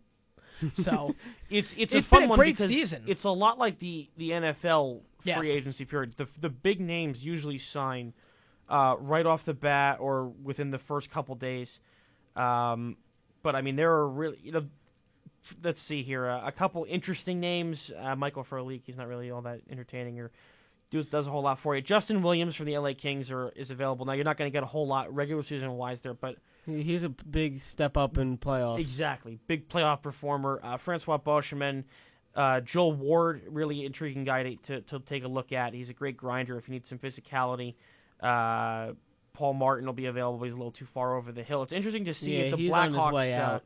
It'll be interesting to see if the Blackhawks retain, Antoine Vermette, because he is available. His contract's up.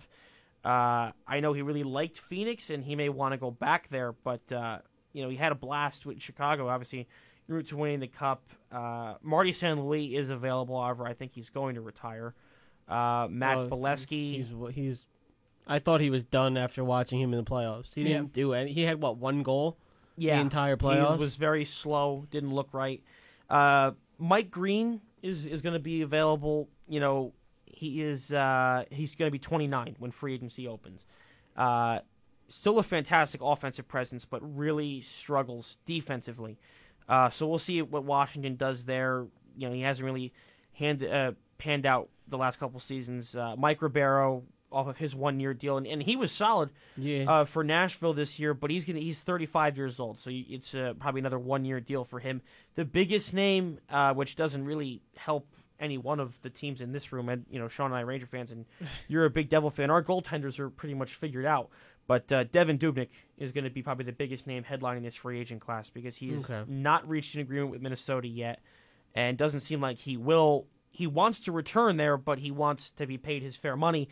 But that is the problem and situation that Minnesota has put themselves in with those two massive contracts that Suter and Parise are being paid. It's almost 50% of their cap every season. Don't even get me started on Parise. Those are the two That's a good one. gigantic deals. Those are eyesores of a contract.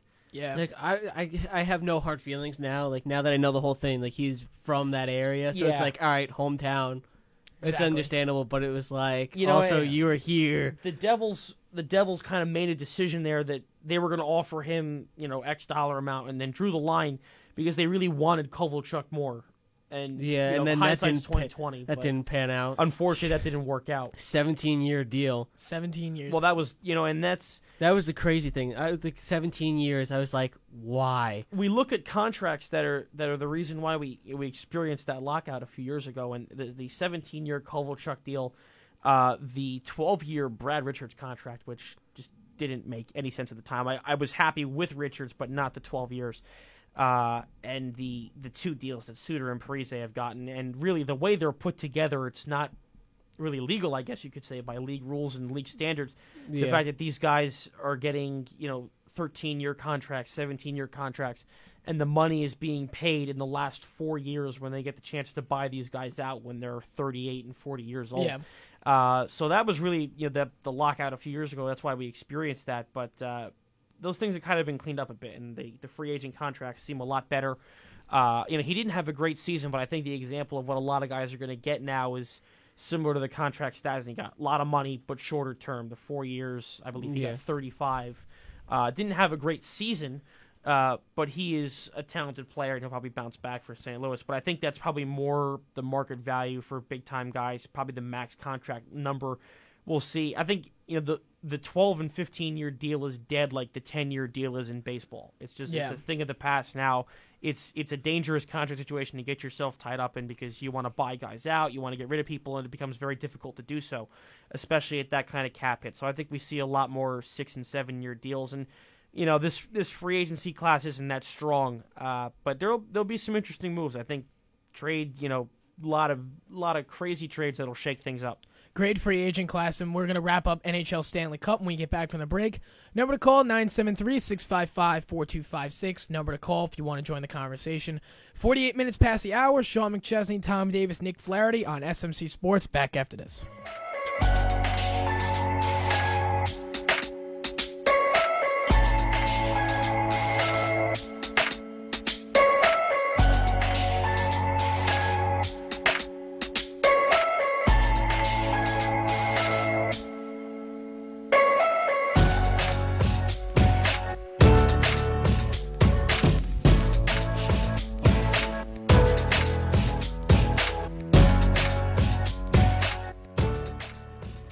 All right, we're back. 51 minutes past the hour on SMC Sports. Sean McChesney, Tom Davis, Nick Flaherty in the studio.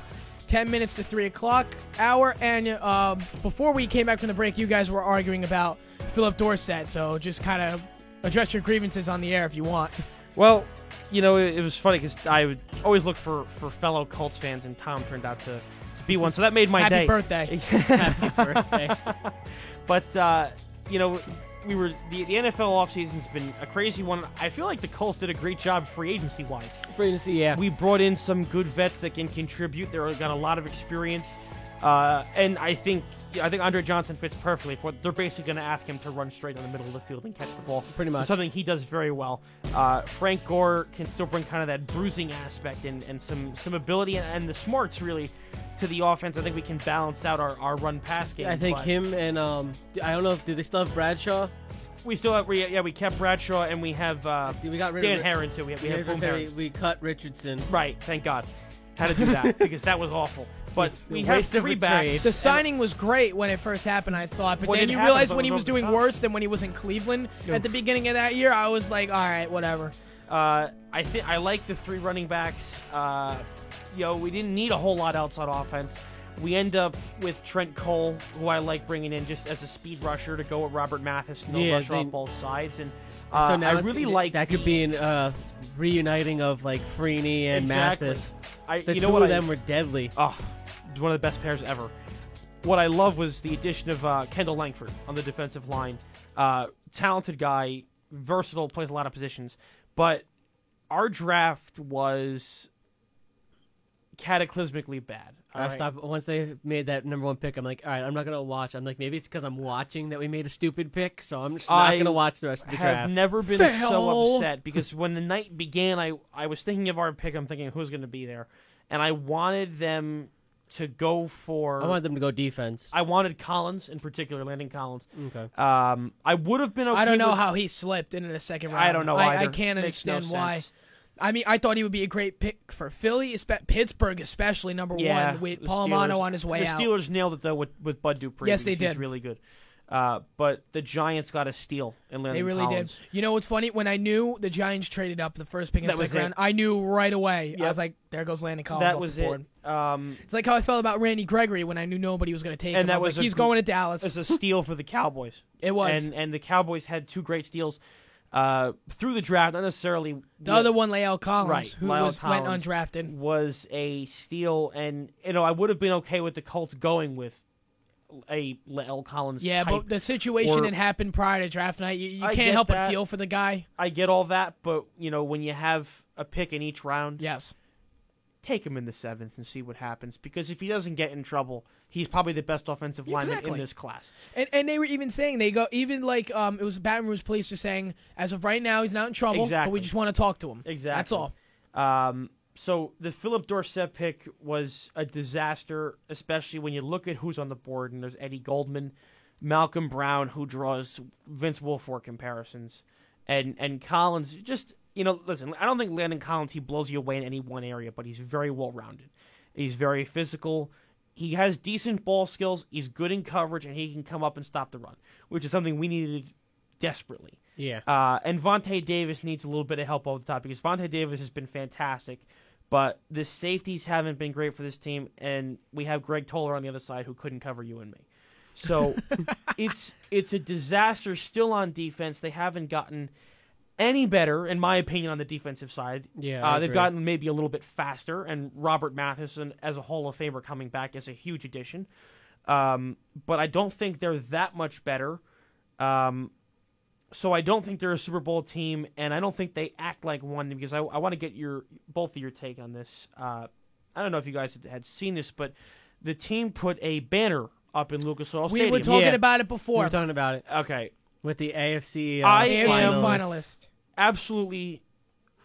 I'm furious with this because I don't want to pat ourselves on the back for getting Murdered. Forget we lost. All right, we were slapped. That was the ugliest game. The Patriots could have used a snowball. All right, forget deflated footballs, whatever you want to talk about. They could use this computer right here. They could have exactly. They could have used Tom's water bottle, and they would have still destroyed us because that's how awful The defense is we bad. were. you and the might defense you is horrible. might be able to take 6 points off the board. Right. Exactly. Maybe this year it's only 38-14. Honestly, But though, it the was Colts, you horrible. have to admit, though, are a few years away from that team. We They're are a few years from the Super Bowl. We are close and we are building, but we have taken, I would say after last season, I'd say we've taken at least 2 steps sideways. Yeah. And not that we've gone backwards, but the first year luck, it was unexpected to make the playoffs. I didn't think we'd make the playoffs. I thought we'd have a good Yeah, season. I thought there'd be a good year. And I Yeah. was defining a good season as like 7 and 9. 6 and 10, something like that. 8 and because 8. Right. Even 8 and 8 I thought was attainable because I didn't think the roster was that good. But 11 and 5 and the wild card and coming within a game of beating Houston for the division was an impressive season. And then 2 years ago, we had the epic playoff win against Kansas City. It's one of the best games. Oh, That was one of the best of games all I ever time. watched in my life. That was great. That was insane. And I whether was you laughing. wanna, I started out that night at my aunt's house, and I'm Right. like, all right, this is bad. I was at my I'm cousin's going house home. for a Christmas You changed or a the late juju. Christmas So party. I went home, and all of a sudden they started scoring. I'm like, all right, I'm not going back there. How about the end when the Luck picked up the fumble? Literally, Yeah. all you heard in the house was, "Oh no!" Oh, yeah, Hey, don't Well- fade. I'm like, yes. I was There were no words, just sounds. And my aunt goes, that was sulky. I go, suck it, we scored. Your team sucks. I was so angry in the first half of that game, and the anger turned into laughing at how bad they were. Yeah, that and day. they still somehow won. You know, and then they found a way to dig it out. And, you know, when they lost the divisional round game that year to New England, I wasn't that upset because You I didn't expected it. expect Yes. to be there. I thought New England was better than us. I thought we had a chance to win the game, but I thought New England was better than I us. thought the AFC Finals this year was much different, though. Like, I thought, in some slight sense, the Colts did somewhat have a shot to win. Obviously, as the game played out. I blame you. What do you blame me for? Just because Dallas lost, we didn't watch the game. Every time we watched the playoffs together, Dallas won and the Colts won. All of a sudden, they lose to Green Bay, and you're like, I don't want to watch the playoffs anymore, and then the Colts lose. Sorry I went back to school the next You the suck. next week. Listen. You came home for the Green Bay game. No, I didn't. I didn't go back to school yet. No matter what the Never mind then. the situation, juju, whatever you want to call it, was, we were getting hammered no matter Yeah. what that night. But I do agree with the sign. I thought it the was like, sign is an embarrassment. honestly, it is nice to acknowledge where you finished. Yeah. Like I But told at the you, it's same one of those time, participation medals. yeah, it's almost like it's like, what kind of message are you sending to T-ballers that everything is going to be okay? Here's my thing: did Green Bay pat themselves on the back for blowing that game Nope. in Seattle? You No. know what their banner's going to No. read? 2014 NFC North champions. That's it. And that's it. That's and, it. And Seattle will hang a conference title banner, Yep. but they're not going to talk about Super Bowl runner-up. Super Bowl and 1 yard runner up. Yep. So Marshawn Lynch should have I had think it. it's a poor attitude Yes. of, and I don't mind the positive attitude. I like Chuck Pagano. I like that we kind of breed this whole Chuck why not Strong. us thing. And the Chuck Strong, I love Chuck. That's one of the best things ever. Yeah. And I love our coach. His story's awesome. And I hope that he doesn't get fired. I think the general manager has to go. But Oh, I think they have one more year to I prove think themselves. the owner. Oh, has well, to- he that's a has- whole other he has- situation. he has to Mr. stop. Irsay is a Speaking whole of that, other it's case. almost like when the Mets lost in Game 7 in the 2006 NLCS against St. Louis. Right. Their banner, and this was before the NLCS started, so already the banner was up. 2006 NL East champions and Division Series winner. I like the positive attitude, but it's like, okay, so what? No one It's like, cares. congratulations, you beat the Dodgers in 3 games. Everybody knew that was going to happen. Yeah. But, and the Cardinals were a tough series, but why are you acknowledging that you lost in the 7th game? But, I completely understand what you're saying. Aaron Heilman first, and we hit the top of the 3 o'clock hour on 90.3 WMSC, SMC Sports, Sean McChesney, Tom Davis, Nick Flaherty, talking a bunch of, That Carlos Crappy Beltran signs. was a great transition oh, yeah. because that was putrid last night. You know what's funny, though, before He's been awful this before year we for go the on that, Yankees. there are signs around Citi Field, like in the back area by Yeah. the outfield, paid for by the fans, encouraging the Wilpons to sell the team. There are signs. Those fans are great, and it's the Keith Hernandez fan club. Yes. Great guys. I Fantastic. honestly, I haven't seen the signs. I was at the game on Saturday. I kind of saw the one sign from a distance, and I knew what it was. And I The was Saturday game was a tough one. like, yeah, we're going to talk about that probably after you leave. Yeah. And I'm going to have my little rant about it with Pete McCarthy. They've turned it around the last couple of You know days. what they have, but the bullpen is still making me hold my breath. Yeah, well, join the club because our bullpen had 2 good people in it, and now one of them isn't Miller. even healthy. Because it's not fair. And that's our own but fault. that- It's the story of our managers being idiots, and they find the golden goose and decide to overuse it until. Yes. Well, it's I think dead. part of it is Girardi has overused Miller and Betances, and I think the other part of it is it's kind of out of Girardi's control. yeah, why do you have Miller out there when you're up 5 runs? Well, it's not that, but it's. I think what's out of Joe's control is, here's Ishmael Rogers in a 6-run lead, and he's going to come out of the pen and walk the first 3 batters. And then you really want it. You need to go to your closer to make sure you win that game because you have Yeah. guys like Rogers. He's gone, thankfully. But, you had Rogers, Carpenter, Wilson, Shreve. They can't throw a strike up 5 runs. You're going to go to the closer to make sure you win the game because all of a sudden it got awfully uncomfortable. Perfect example is the game 2 weeks ago against the Angels. They're up, 8-1? I was at the they're game, up and I left in the 8-1. 8th inning to get back on the subway. I come up from the subway, it's 8-7, and they had to bring Betances in. And, it's like the next night they play the Angels again, and Miller has to come in because they start the 9th inning with Justin Wilson. They're up 4 runs. Wilson gives up 2 doubles and then walks 2 guys. All of a sudden, it's the bases loaded in a 3-run game, and Miller's got to come in with 1 out. And you're just wasting these guys, and they've been fantastic so far.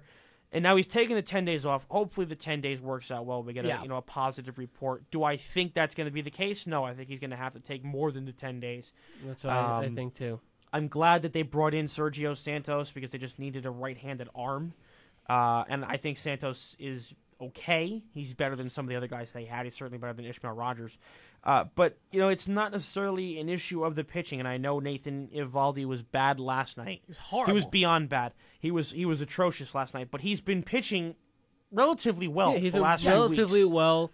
I mean, everybody's You going to get- get hammered every now and You then. get about 6 innings from him in that neighborhood. You generally leave close or in the lead. So he's been he all gives you a right. chance to win. I've been very impressed with Adam Warren. Warren's turned it around. He was 0-3, and now he's 5-3. I've been generally impressed. Warren's been better.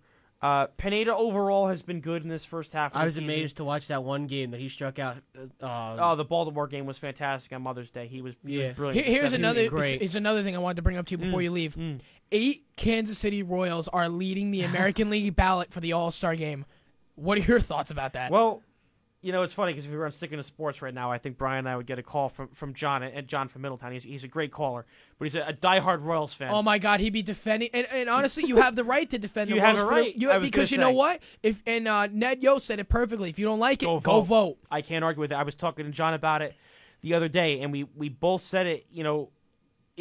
I think for me it's frustrating, and that's not from a Yankee standpoint because I would say the Yankees have 2 people that were lock all-stars, and that was Miller and Betances. Yes. And I don't even know if Miller's Tex going. might be a substitute. Tex could be picked as a substitute with his near 20 home runs, and he's Yes. been fantastic so far. But here's the situation: because the All-Star game is in a month. Yes. Which means voting will be over in about 2.5 weeks. Exactly. If this situation comes about and 7 or 8 Royals are starting in the All-Star game, We got a that will problem. be the end of fan voting. And that might, and you know what? The MLB might pull the plug and be like, no, 7 Royals are not starting the All-Star game. We're gonna make decisions. Well, and I think it's a tough situation to be in because, and I don't typically agree. I was talking about this earlier with a couple of friends. I don't typically agree with many things that Michael Kay says, whether it be on Yes Network or during his radio show. I don't ever agree with But that. I know I really don't ever. But he really made to me a valid point in that. And I don't know. I know a lot of people feel how they feel about the All-Star game, but to me, if you're going to treat it like it matters, should the fans make all the votes and vote all the players That's a in? good point. Because, not to say that Eric Hosmer is a bad baseball player. He's certainly not. And nor is Sal Perez, and nor are some of the other guys. But let's look at the fact that Hosmer is there starting at first base over Miguel Cabrera, who's on pace for, I believe, 39 home runs and 100 and some odd RBIs, and he's well over 20 home runs already. Yes. And he's having a tremendous first half, and he's a great player. And, we're leaving other guys home. I mean, I can't even think of someone off the top of my head, but Cabrera's like one of the biggest ones. Nelson Cruz has had an amazing first half. He's Of the course. only reason why the Mariners have 25 wins. And he's not even the starting DH over Kendrys Morales. Yes. And that's not to say, again, I totally agree with And Ned Trout's Yost. the sole survivor of all Right, of and this. Trout's the sole survivor. And unfortunately, here's another one, Jose Altuve. Yep. Another He one. was been a playing sole great. survivor. Fantastic. He was leading the second baseman He for a was the little bit. second, When this right. story broke, it was 7, and he got knocked out for 8. And again, not to take away from the Royals players, Who are all doing very well. right, and the team's succeeding wonderfully, but I don't think it's good for baseball To to see have this. 8 of them Yes, I and agree. Trout, because I think right now the game more than ever needs its stars to sell it. I agree, and Because the game is reason struggling. of this is one of the most better All-Star games in sports. Home field advantage for the World Series is on the line in this game. Everybody needs to remember that. And I'm a believer that in 2.5 weeks, if nothing changes, the MLB is going to pull the plug and say, now we're going to make the decisions Right, and for the that's American a League. Because somewhat the NL's dangerous fine. precedent. The NL's fine, but if this shapes up to be your starting lineup in the AL, 8 or 7 Kansas City Royals, and then you have Trout and Altuve, which Altuve could definitely still get it. Yes. But if that's the situation, the MLB is going to be like, no, now we're pulling the plug. And Now it's in our hands. And like I said, I agree with Ned Yost completely. You don't like Go it, vote. Go vote, and that's totally fair. But I think what we're seeing, and really, I think this is going to be eye-opening, and I love the new commissioner. I love Rob Manfred. Yes, I do. It's fantastic. Very progressive-minded, wants to do a lot of different changes. But what I love about him, and I think this situation screams him coming in and doing something, and I'm not sure if it's going to be for the better, but, I think this is the first time we're being exposed to the fact that fan interest is dipping. Yes. And that I think 10 years ago, we wouldn't have had this discussion. 10 years ago, the All-Star Game, you'd have tons of votes and everyone would share together. And I'm not saying that Major League Baseball is losing popularity, but I think in terms of the big four American sports, I would be prepared to say in popularity it's third.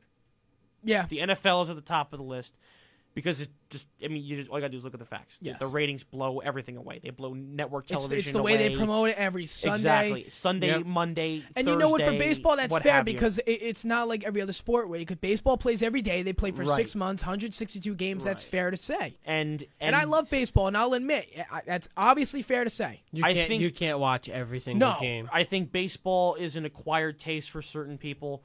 I'm not saying for everyone. It's got a huge following, and there's tons of purists, and those people are great. But I think it's one of the harder sports to just get a casual fan to sit down and watch regularly because, and I'm not saying there's nothing going on. I'm not trying to say that, but you sit down and you put an NFL game on, there's always action. You put on an NBA game, there's a lot of action back and forth. You can watch the last 5 minutes and you'll know what happens, but there's a lot of action back and forth. And, the way these sports set themselves up and they broadcast nationally, the NFL has, we go Thursday, national broadcast, Monday, Sunday night. Every now and then Saturday night. Every now and then Saturday. And then the second highest rated sports television program in this country behind NFL football is college football. And that's Saturday night and Thursday night and Friday night every now and Friday then. night, right, exactly. So there's primetime games. The NBA is the same way. They have set themselves up with Monday, Thursday, and Friday. And Sunday afternoon. And in the Sunday afternoon games, they don't always do that great. But Thursday TNT is, to me, it's the best night of the week. It's mind-blowing. It's great because they are a blast to watch. Forget the game. It's Even the broadcast. The broadcasters Yes. are great. The broadcast I love is watching great. the pregame with Shaq trying to not I know. fall. I know over the people. freaking wires. I know I miss Brian and I Brian. had this conversation during the semester because Brian hates Charles Barkley. He hates Charles. He hates Shaq, and he just doesn't enjoy the show. Brian is a very professional type of broadcaster, which is great. It's, I love what I love about the show is there's so much fun. There is. There's so much fun with Shaq and Chuck. They're outstanding. They are a blast together. And Brian and I, we were talking about it, and you know what? And I agree with him. You have to be willing. Because he said it to me, he's like, I don't want to sit down and listen to that. I want to hear the facts, and he's right. He's 100% Agreed. right. But they just have a whole different style. All you got to do is sit down and watch TNT versus ESPN, and the ESPN desk with Jalen Rose and Doug Collins and whichever one of the different hosts they have for it is with them anchoring it. It's analytics driven broadcast. It's sit down, it's to the point, very quick, bang bang, and it's a half-hour show. NBA TNT on Thursday, they come on at 7, they lead into the game at 8:15, come back at the half, they're on all night until 2 in the morning. Yeah. And I totally get it because it is some silliness and you have to watch Shaq. That's what gets like the younger people like Exactly. That's That's what what would makes get it me fun. watching. Because To you have watch to it. watch Shaq launch himself through a Christmas tree, and Kenny Smith goes crashing face first into the video Did board. you see the Christmas commercial a few years ago when Shaq Yeah, retired? And he's yeah. like, come on, man, we'll make it just like old times. And he went up and just missed a free throw. Yeah. See, like you never left. And you got Chuck in there, and he's just calling everyone a knucklehead and God knows what. But it's a different show. But the NFL has that array of pregame shows that some of them are really good, some of them are really bad.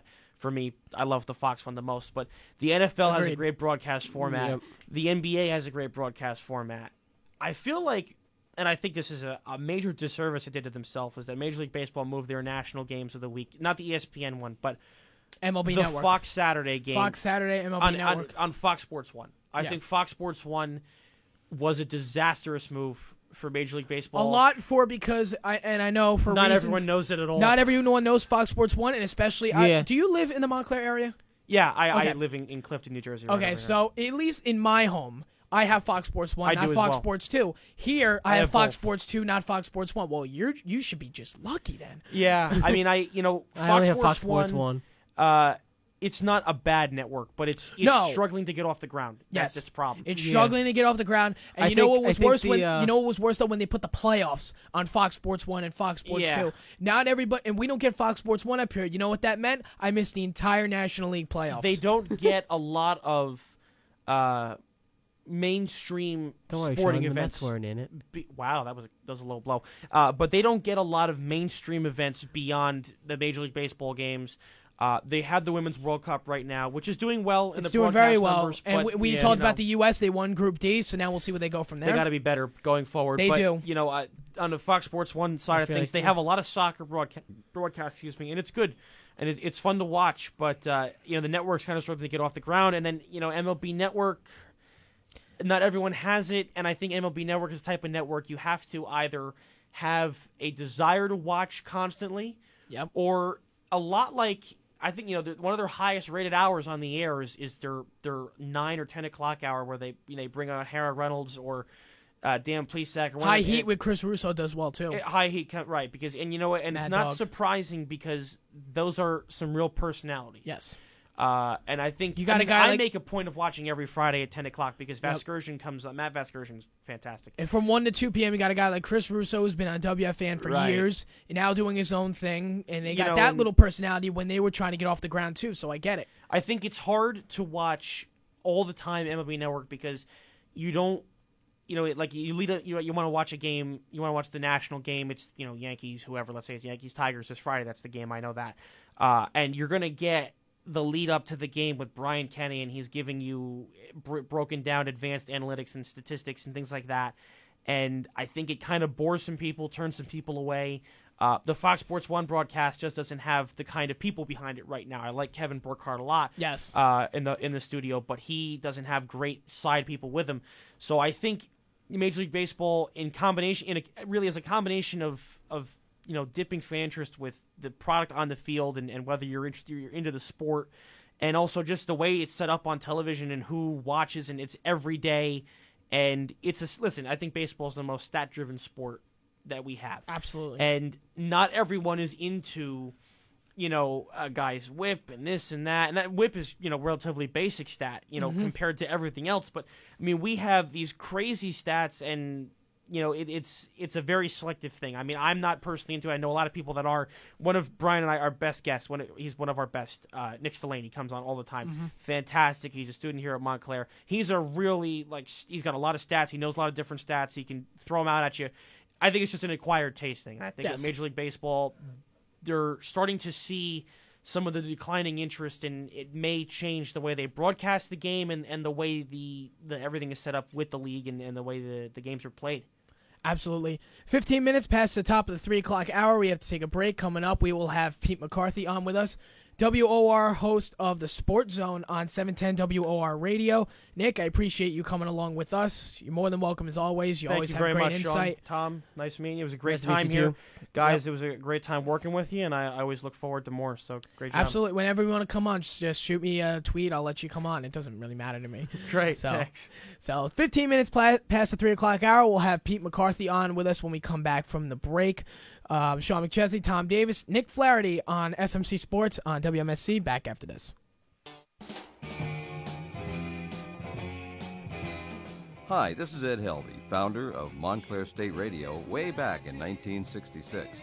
And you're listening to 90.3 FM WMSC, Upper Montclair, New Jersey. Still the voice of Montclair State. Makes you feel happy like an old-time movie. I'll tell you about the magic and the free your soul, but it's like trying to tell us. All right, 20 minutes past the 3 o'clock hour here on SMC Sports, WMSC. Sean McChesney, Tom Davis in the studio. Now on the phone, we have the host of the Sports Zone on 710 WOR Radio, Pete McCarthy. Pete, you're on SMC Sports. What's going on? Yeah, everything's good. Did a little walk in Midtown, walking down to work in Manhattan. Everything's going well. Very nice, very nice. Thank you very much for agreeing to the interview. I appreciate it. Just before we get into things, I just kind of wanted to get a little background on yourself. You know, I understand you are about a year in with WOR. You've been with SNY. Just give me a little background on your career as well as where you are and where you see yourself going. Yeah, I started up at WOR opening day of last year, so a little over a year now. It's been going well. It's been fun, and talk a lot of Mets. I don't think you're going to get any more Mets talk in New York than what we give you on the Sports Zone after the games, and Mets on deck prior to the games, an hour before first pitch. So it's been great. As far as my background, I was at MLB.com for 8-9 years, and before that, went to school at Hofstra doing the college radio thing like you guys are, and just dedicated as much time as possible in college to doing that, trying to get better on air and, find that first opportunity. And I was lucky enough to find it at MLB.com. So, a little background on me. That's actually pretty impressive, and just like with your experience with WOR, you do host the Sports Zone. I've actually had a few opportunities to listen to it. It's a very good show. And I've also noticed you are with Mets on deck as well, so I know that'll be probably the topic of discussion. First question I have for you is dealing with the Mets bullpen. Now, a few weeks ago, I thought if David Wright's injury were to go long-term, maybe you go after a shortstop or a third baseman. But now I feel like the issue now is with the bullpen after the first few games I saw. One of them being against Atlanta on Saturday. I was actually in attendance for it. You get, DeGrom gets them a lead, and then the bullpen just, blows everything. Blows everything out of proportion. They ended up losing the game. Where do you think the Mets' number one issue is if they had to go for a trade? I think it's offense. I think that if they can add another bat to that lineup, that's the first place you look. If you can, bring in a shortstop and move Flores or, Ben Zobrist type, that versatile player that can play a number of different spots for you. That way you're covered if David Wright comes back, and if he doesn't. I still think that's the number one need for this team, despite the fact the offense has picked it up over the last few days. As far as the bullpen goes, every team in baseball could use another arm in the pen. There's no doubt about that. And we know, once you get to October, what wins games for you. And, in recent years, it's been that bullpen. But the Mets do have, quite a few interesting arms coming back. They're going to have Henry Mejia coming back from suspension in 3 weeks or so. And I don't think there's any reason to think that Henry Mejia won't be as effective as he was last year, now in a setup role rather than closing. I think Ferris Familia certainly anchored that down, having an all-star-like season. Jerry Blevins to be coming back from injury as well. Bobby Parnell got through 5 outs yesterday. It's not the same Bobby Parnell we saw pre-neck surgery and Tommy John surgery, but he was able to get outs yesterday against a tough lineup. So, it remains to be seen what kind of role he can play. But I think that they can get through with this 10. And the other wild card is they have to manage the innings of so many of these starters, and they're just really trying to figure out how to do that. One of the options that's been thrown around is eventually putting Noah Syndergaard in the pen, and Syndergaard's stuff would play unbelievably in the bullpen. He'd be a great setup man. I think that's only something you do in September if you're in the race, but if the Mets are in that situation, I think that they can get by with the arms that they have, but they do need some help in that lineup. Yeah, I do agree that if David Wright's injury does go long-term, there might need to be a trade made, to kind of get the Mets through September and possibly, hopefully, into October. But now, speaking at a possible trade, Dylan G designated for assignment, John Neese, there's been talk about that. Can you see a trade with G or Neese, or maybe both of them happening in the very near future? I think the Mets would love to trade G. I think that's been the case for months, but they haven't found a taker really for him. At this point, if a team is willing to take the salary off the books, the Mets would probably go for that. But you know what? Dylan G going down to the minor leagues and having him as an insurance policy in case they need a starter later if someone goes down, if they run out of innings for some of these youngsters in the rotation. You always need depth in starting pitching. So I'm sure if G went down in the minor league, he could figure things out a little bit. Remember, he's a command pitcher, and you got to be in some kind of rhythm to be effective if that's the way you are, and you're not, just throwing it past guys and blowing away with your stuff. So, it wasn't long ago that G was a solid big league pitcher, and I don't think it'll take, too much for him to get back to that level. So, does he get dealt? I'm not sure. I think that'll be really interesting to see over the course of the next few days. And as far as John Neese goes, I was kind of the opinion that Neese would be pitching for his job tonight in Toronto, and Steven Matz would come up if he got hit around. But I think now, with all the innings that they're trying to manage here, they have to keep John Neese in that rotation. And, if you're going to move Syndergaard to the pen eventually, well, you could bring up Matz at that point and have him roll through. But they really have an innings crunch with the rotation, and that's not something they're going to back off from. They have numbers on all these guys. So I think that they need Neese to stick around in this rotation and figure out whatever's ailing him. But, man, tonight's a real tough start for him. The Blue Jays just smash lefties, and they're one of the best hitting teams in baseball. They're phenomenal at home, and could be a little different story than we saw the first two games of the series tonight. Yeah, the Mets squeaked out 2 wins at Citi Field against Toronto. Well, probably one of the hottest teams in baseball right now. Now the Mets shift up to Toronto tonight. And you're right, they're one of the best hitting teams in baseball. They do very well against lefties, which puts John Neese at a big disadvantage tonight.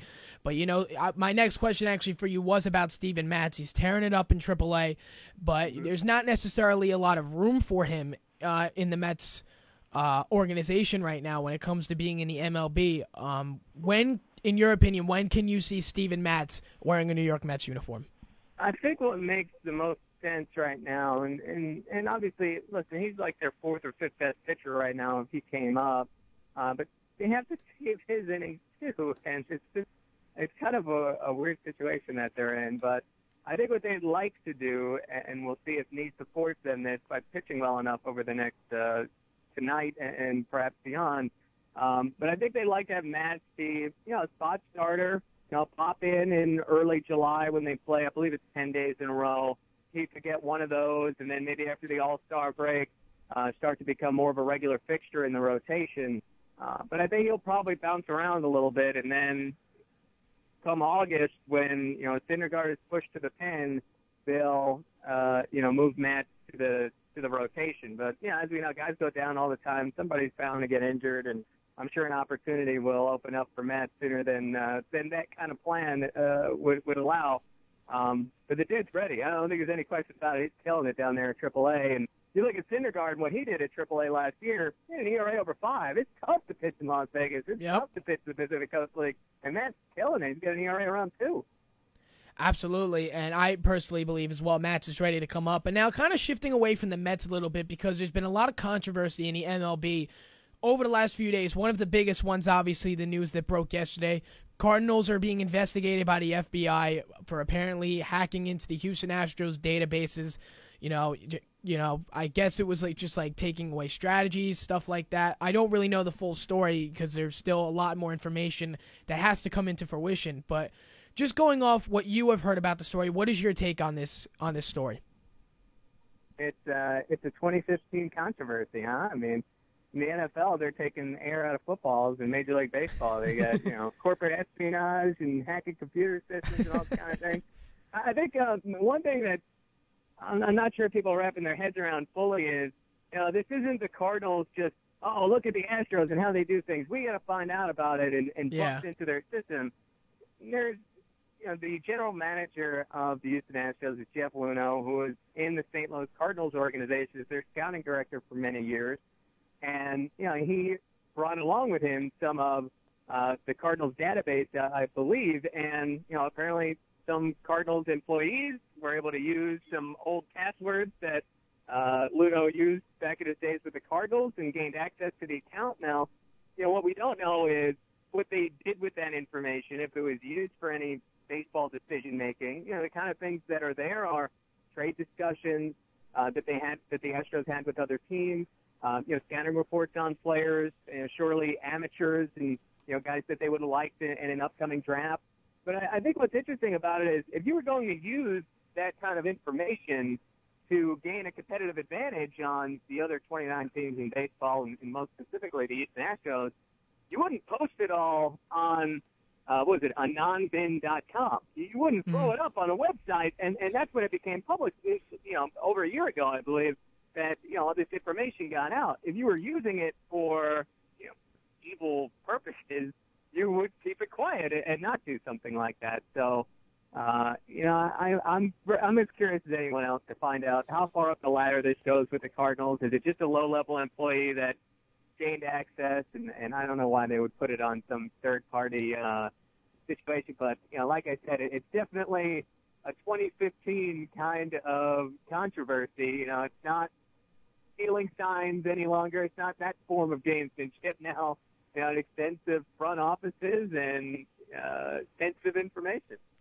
Yeah, and you brought up a great point with the NFL now being investigated for Deflategate and the MLB now investigating with this whole thing. I'm curious to see what the NBA does tomorrow. The FBI is investigating the Yeah. Cardinals. The NFL was able to handle everything in-house. Major League Baseball, it's much different when they can't control it and the government's involved. Exactly, and that's a very serious situation. But now another controversial topic which the FBI has fortunately stayed away from is Kansas City Royals will have 8 representatives as of right now starting the All-Star game. Now, in my personal belief, in 2.5 weeks or 3 weeks when the voting is over, if this situation stays the same, there's going to be a lot of decisions that the MLB has to make. What is your take on the Kansas City Royals, and what do you think the MLB is likely to do if the voting ends and this is the way it's going to be? Omar Infante doesn't deserve to start an All-Star game, hitting 180 or whatever he's at right now. This kind of thing happened way back when, I think in the 50s, with the Cincinnati Reds, and a bunch of Reds were voted to the All-Star game, and then Major League Baseball basically took away the votes from the fans for a period of time before going back to it. It's fascinating. If you have a system like this that is, voting and you don't see any kind of, supercomputer that's putting in all of these votes for the Kansas City Royals, and it's just a fan base that, loves their team enough and is committed enough to this that they're doing it. Surely these guys don't deserve to start the All-Star game, but, this is the system that you have in place. And, I think Major League Baseball has kind of gotten away from the spirit of the All-Star game over the years anyway by allowing the individual teams to really campaign on their players' behalf. I mean, if you watch a Tigers game, in the background behind home plate on the wall there, it says vote Miggy to the All-Star game. And, the Royals, they push all season long, vote Royals into the All-Star game, and that's what their fans are going to do. Mm-hmm. I think they should probably focus a little bit more on the individual teams and say, listen, pump the All-Star voting, but don't necessarily just pimp your own guys, promote popular players in the sport. But, as long as these organizations have something to gain, like 8 All-Stars, Royals will keep on doing it, and I wouldn't support Major League Baseball going in and saying, no way Omar Infante could be a starter. But the fans want, what they voted for. Absolutely, and I totally agree, and we said it multiple times on the show earlier today. Ned Yost said it perfectly a week ago. He said, if you don't like it, go vote. And, that's exactly what the MLB, I believe, that's exactly what fan voting is. Go vote your favorites in. Go vote the guys that you want into the All-Star game. And a friend of ours actually just said something very interesting earlier, saying that with this being addressed now that 8 Kansas City Royals are leading contributors to start the All-Star game, it is showing that baseball, fandom is, declining a little bit. What's your take on that? I don't really buy that. I think, obviously the popularity of the Royals has grown significantly, but I think what you've seen is, baseball's become more regional. People care about their team, and they're not necessarily going to watch Sunday Night Baseball, whereas in the NFL, you're going to watch Sunday Night Football. In the NBA, LeBron's playing on Sunday afternoon, you're going to watch that game. And, there just aren't as many baseball fans that are willing to say, hey, Mike Trout's playing on Sunday night, I'm going to watch that if their team isn't involved. And I think that's part of what you see with, the All-Star voting and apparently the Royals fans being so dedicated to, their own team. But, remember, too, these guys don't have to play a full game or anything like that. For the guys that really don't deserve to start, they could play an inning. There's 80 All-Stars on each team at this point anyway, so I'm sure they'll have more than enough reserves to, get through the All-Star game and have it still mean whatever it means with home field advantage on the line. I totally agree. I think it's a situation that the MLB is kind of blowing out of proportion a little bit. Fans have the right to vote, and if they want to vote, they can. If they don't, then they don't have to. But it's definitely a situation where, the American League is going to have to act, and I feel like, they will, despite the fact of that. But now I kind of want to switch sports a little bit, before I let you go to the NBA Finals. I thought LeBron had a great series, but at the end of the day wasn't enough. Iggy won the MVP award last night. Just give me your thoughts. Did you think that LeBron put up enough numbers to win the MVP, or did you think at the end of the day it should have went to the winning team like it did? Well, I thought LeBron had a chance, if only because, who really jumped out at you on the Golden State Warriors? And, Andre Iguodala ended up winning the MVP, but LeBron was scoring 40 points a game while being defended by Iguodala through that series. But, it's fine with me. I don't get too wrapped up in who wins the MVP and all that kind of thing. I think when you step back and look at what LeBron accomplished over the last month or two, even though he didn't win the finals, and even though last night he goes on and says, is it worth it to lose in the finals rather than just not making the playoffs? And he seemed to side with he'd prefer just to not make the playoffs than end up having the heartbreak of losing in the finals and putting his body through all that. I think this is really one of the crowning achievements of his career to this point, and maybe ultimately be one of the things we remember most about LeBron, more so than whatever championships might be in the future and are in the past, that he was able to will, essentially, an awful team around him once Kyrie and Love went down to within 2 games of winning the NBA Finals. And it was really unbelievable effort. He did everything for that team. He led both the Warriors and the Cavaliers in points per game, rebounds per game, and assists per game. It's unbelievable. And that was the kind of effort that the Cavs needed just to even stay competitive in that series against Golden State. But, I just think, forget about the MVP and awards and all that kind of stuff. I think it's just one of those things you really got to shake your head and have some respect for what LeBron was able to accomplish. Absolutely, and LeBron had a great series, but at the end of the day, they decided MVP should go to the winning team, and that's the way they went. Pete, before I let you go, just if you wouldn't mind just telling our listeners when they can listen to the Sports Zone tonight. Yeah, I'll be on in a little more than 2 hours, 6:05. It'll be Mets on deck as gets ready for the Mets and Blue Jays up in Toronto. We'll be giving away some Mets tickets, so be sure to listen in 7:10 a.m. or if you want to listen online, WOR.com/listen. And then after the game, take phone calls and go until midnight with the Sports Zone, give away some more tickets then. So that's the plan for tonight. That's how I usually roll. Very nice, Pete. I appreciate you coming on the show and giving us your insight. I appreciate it. All right, thanks a lot for having me. Keep up the good work there. And college radio, man, it's one of the highlights, one of the most fun I had in life. So make sure you guys enjoy it all and have a good time doing it. Yeah, we're definitely having a lot of fun. I've been with this station for a little over a year. It's been fun. Thank you very much, Pete. Awesome. All right, be good, guys. All right, you too. You too. That was Pete McCarthy, host of the Sports Zone on 710 WOR Radio, giving us some insight on a lot of Mets and a lot of MLB news, a little NBA, on his take on LeBron not winning the MVP. So, what are you laughing at? I still think you're wrong, Sean. What, on LeBron winning the MVP? Yeah. No, I'm not saying I'm wrong anymore. I'm just saying now I understand why Iguodala won the MVP. Yeah. I mean, think you can make a case for either, but yeah, in the end, I still the believe Warriors won. I still believe if Cleveland won last night, LeBron wins, win or lose. Probably. You're probably right. It's one of those things where you've never really seen it in basketball. It only happened once. More in the Stanley Cup it happens, but I still think he put up enough numbers to win it. Mm-hmm. But Iguodala had a great series on defense, especially when covering LeBron. Mm-hmm.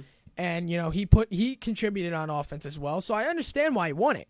I'm just saying, and they're right. MVP should go to the winner. But what I was saying earlier was, let's say that nobody really had an outstanding series like Iguodala did. Like maybe Game 1 was Steph Curry's night, Game 2 was Klay Thompson, Game 3 was Iguodala, and they all switch off. Can you give the MVP to the entire team? No. So that's what I'm saying is if you go 6 games and nobody really has an impressive game besides that one, you have to give it to LeBron James. Yeah, if nobody on the team has a standout, I guess, series, you have to give it to. You have to give it to LeBron. You have to give it to somebody else that has. Yes. And in some cases that has happened in the NBA. It's happened in the Stanley Cup Finals before. I don't think it's ever happened in the World Series or in the Super Bowl. Because the Super Bowl's one game. Obviously, whoever has the best game wins. Yeah. It's most likely going to be the quarterback. But which makes no sense. No, it doesn't. Honestly. But in the World Series... You're right. It is in NFL predominantly the quarterback gets it. Predominantly, yeah. So, 40 minutes past the hour here on SMC Sports. We have about 20 minutes left. Justin Frasca, host of Tropical Storms, will not be in today. He canceled his show this week. So, so at 7 p.m., you could turn into Mosh All Night. That'll be on at 7 p.m., so we'll be off the air for about 3 hours, but you can listen to a bunch of random music that we decided to put together. Goody. Oh, goody. Random music. Here we go. It's great music. It's underground music. Nobody knows about it. And honestly, it's a great way to promote the music that nobody really knows about. Jimmy loves when I do it. When I promote to the Skyline, he loves when I do it. I was gonna say that's because you play his band. Exactly. If only the 2 songs that he gave me. But yeah, so. But you're right. It's like LeBron would have won the MVP if nobody had a standout series. But Iguodala had a great series on defense, especially when covering LeBron. Not a lot of people are going to say that because LeBron put up 40 points a night. But if you take Iguodala out of the question, he's scoring 60. I'm sorry. Probably. And the series that he had, if he had Love and Irving on the team, just with the series LeBron had, I'm not saying beforehand because I probably would have still said Golden State. I think if they both played, Love and Kyrie wouldn't have to be healthy. And LeBron played the way he did this series, the Cavaliers would win. Yes. Just because LeBron averaged 40, which means Kyrie and Love have to give you maybe 10, 15 points a game. And, all they had to do was be somewhat decent to shut down Golden State in the fourth quarter. Just had to play defense. Yep. And Cleveland's up 3-0 going into Game 4, and then whatever happens after that happens. Most likely Cleveland would win a game before Game 7 if that were to have happened. But the basketball gods said no. No. You can't even blame Kyrie Irving's injury for overtime in Game 1 because he hurt himself in overtime. Yeah. So you can't. Wasn't he hurt? He was hurt in the series before. He said he was going to play. He was fine all of Game 1. He actually played well in Game 1, and then went out with the fractured kneecap in overtime. Mm-hmm. So most likely made it worse. Yep. So 43 minutes past the hour, where you're going to take a break on SMC Sports. Coming up, myself and Tom will wrap up these last 15 minutes with just a little bit of everything, a little bit of a recap, a lot of MLB still to get to. Most likely with the Cardinals investigation with the FBI. That's a very serious story, so, hopefully maybe the Cardinals will be eliminated from the playoffs early this year. That would be nice for me. So, Sean McChesney, Tom Davis, SMC Sports on 90.3 FM WMSC. Back after this. Have you ever wanted to be a part of something cool? Do you want to be involved with campus life? Have you ever wanted to make an impact in a big way? Do you want to establish connections and build professional partnerships that can help land you a job? Do you want to make friendships that will last forever? If you said yes to all of the above, WMSC wants you. Hey, I'm Saz Kazengwa. And I'm Steve Malone. WMSC is a student-run, free-form radio station with an array of shows featuring various genres and awesome personalities. You'll hear everything from alternative rock, R&B, metal, or country, just to name a few. As the voice of Montclair State for over 40 years strong, WMSC continues to grow as one of Montclair State's leading source for news, sports, and the best music. Into sports? Become a field correspondent during MSU games. You could be a reporter or an anchor covering campus news. Like to be behind the scenes? Work with our equipment as a student engineer. Or a web producer, managing social media. You could even train to have your very own on-air show. So be a part of WMSC FM today. What's not to love about college radio? It's a decision you'll never regret. To sign up, stop by our studios in Schmidt Hall, room 389 to fill out an interest form, or do so online on our website at WMSCradio.com. While you do that, check us out on 90.3 FM, and we're worldwide 24/7 at WMSCradio.com or with the Live 365 app on your smartphones and tablets. We can't wait to see you soon. Welcome to WMSC.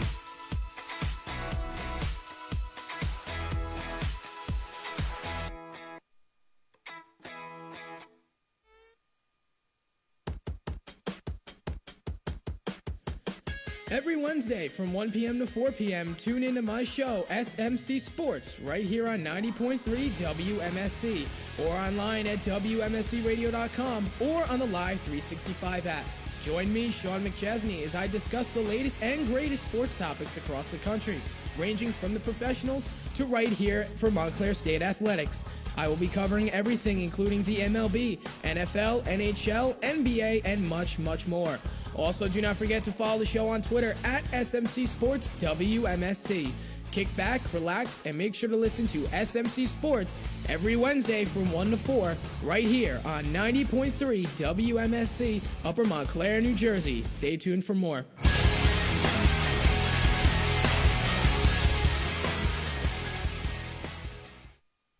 All right, we're back 50 minutes past the 3 o'clock hour. This is SMC Sports. Sean McChesney, Tom Davis in the studio. We did a lot of things today. We had a great show. We had Nick Flaherty in the studio with us from 2 to 3, talking NBA Finals, Stanley Cup Finals review, as well as a lot of NFL, Mets, Yankees a little bit. We kind of went a lot in the 2 o'clock hour. We had Sean Martin on at the very beginning of the show. We did SNS. That, unfortunately, I caught the recording just after Sean started talking, so we got the majority of SNS. We just didn't get the intro. Nice. So that'll be posted on YouTube later. It'll also be in the hands of our judge, Craig Gorbanoff, probably by the end of the night, and he will give us a winner on next week's show. Hopefully he can make it in as well with Alex. I think he'll be here as well. So we did that. We talked NBA Finals with Sean as well. We just got off the phone with the Sports Zone host on WOR 710 AM, Pete McCarthy. He had a lot of Mets insight for us, as well as a little bit of NBA Finals, as well as what's going on in the MLB. So we have about 10 minutes left, and now Here comes the lightning round. Hold on one second. Oh, come on. We really didn't get to address this in the entire show, really.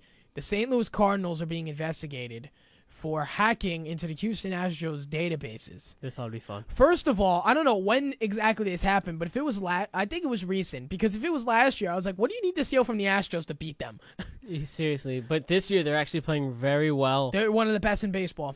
Like I told you, they're the best in the AL. Exactly. And but as usual, the Cardinals lead everybody. But yeah, exactly. But as of right now, the Cardinals are the best in the NL. What do they need from the Astros that's going to advantage them, unless they have a trade in place that Houston might want as well? Yeah, unless there's some type of trade secret or that, or maybe they have such a good scouting report. Pete did mention that one of the GM. old scouts or GM, whatever it was. The GM of Houston used to be a scout for in St. Louis. St. Louis, so maybe he bought some secrets from St. Louis that he's now giving to the team, so they want to see what they've got. The fact that the FBI is in this thing already has already made it completely terrible. Here we go for St. Louis. FIFA round 2.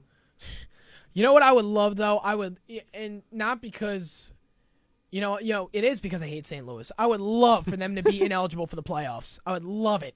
All right, no-name team has a chance this year. We have a new guaranteed NL champion. And it's the San Francisco Giants. Well, at least somebody else will face the Giants in the NLCS if they make it, because the Giants are playing well, too. A team that you didn't think would be playing this well. This year, it's going to be the Mets and the Giants, and Carlos Beltran will somehow go to the plate for the Mets and strike out looking again to end the series. I wouldn't mind the Mets losing in the NLCS, because the fact that they would be in the playoffs is already good enough for me.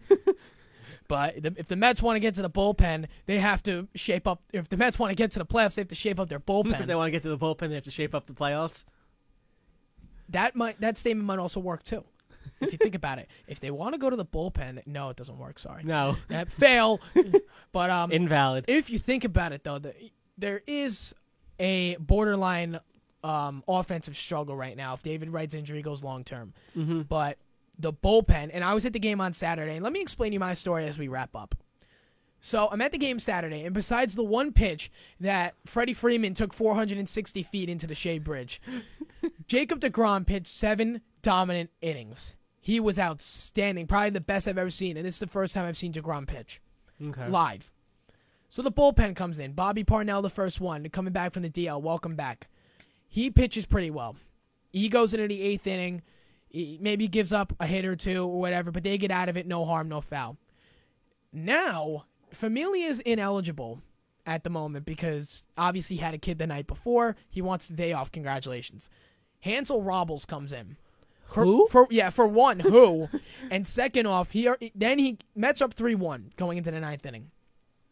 Robles gives up, I forgot what happened or whatever, like hits after hits or after hits. He gives up 1 run, goes 3-2. Then Alex Torres in his robotic helmet and himself. That hat is beautiful. It's not beautiful. It might save his life, but it's not beautiful. Everyone in the MLB will wear it once it saves his life. I did say that last week. When he takes a 100-mile-an-hour fastball to the head and he gets up and pitches to the next batter, every pitcher's going to be wearing it the next day. Every pitcher's like, all right, I want 5 of those.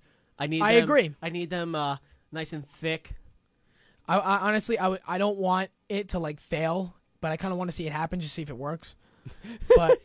But so bottom line, Just stand there. I'm gonna hit a line drive back at your head. Let's see if Torres this comes works. in. Torres comes in, blows the save. Sure enough, Mets go in extra innings. 5-3 now. They're losing now in the 11th. They give up the lead. 11th comes in, and Mets get 2 on base, no outs. John Mayberry Jr. pinch hits. If you're an old school baseball guy or just somebody with a brain, You bunt. you bunt. So what happens? He swings. John Mayberry Jr. lines out to shortstop, and the guy at second gets caught. Double play. Story You of the have the Mets. tying run on first base, and I believe it was Campbell. I'm probably wrong because I really don't remember. I just remember what happened. Then you would have You're too busy yelling. runner. You idiots. If you bunt, and John Mayberry Jr. doesn't really hit righties as well as lefties. He's facing a righty. Why aren't you bunting? So he bunts. Let's say this happens. He bunts. Runners are on second and third, tying run on second. With one you have out. With 1 out, you have Lagares at the plate, and then whatever happens, happens. Yep. At least you have the tying runs in scoring You have position. tying runs in scoring position, and you have one of your better hitters up. I even talked to my uncle about it after it happened, and he agreed with me. This is what's going to get Terry Collins fired in 3 weeks. You think so? Yes. You think he's going to get fired? If he keeps making bonehead mistakes like this, yes. And especially if the Mets start to fall apart. This is his wake-up year almost. It's his year to finally prove himself. He has a team to work with, and I'm sure of it. Ownership will let him go if he doesn't do well. I'm sure of it. He can get the team to the playoffs, he'll be okay for He'll next sign year. him for the next 20 years. Not for the next 20 years. Maybe Maybe 2 like Willie Randolph did. But even Willie Randolph got fired after a few good years. 2008, they were doing okay. They started off slow. They fired him. Mm-hmm. So, and nobody's safe. Nobody's immortal. Everybody's replaceable. Mm-hmm. So, Terry Collins is one of them. We should get a banner to get him out of New York. Who? You know what? You know what I want to see? I want to see Wally Backman managing the New York Mets. Who? Wally Backman. I gotta do some research. Yeah, Mets for you don't know, Mets former second baseman. He's won a World Series with the Mets before. Okay. And you're right though, and I've heard criticism about this before. He's never managed an MLB team before, but you know what? Willie Randolph didn't either before going into the Mets. He won World Championships with the Yankees as a player.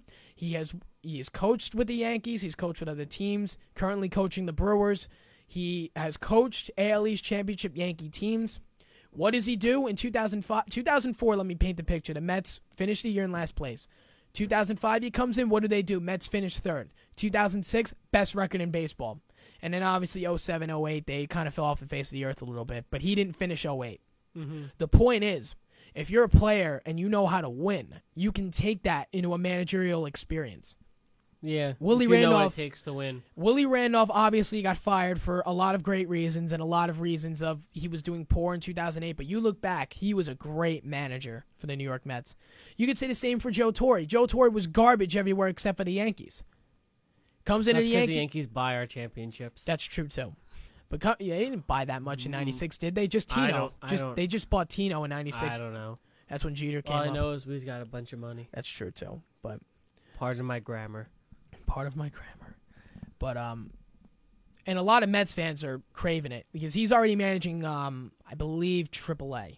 Okay, Las so he Vegas. is managing right He's now. managing in the Mets organization. Okay. Mets fans are screaming for him to come up. It's time.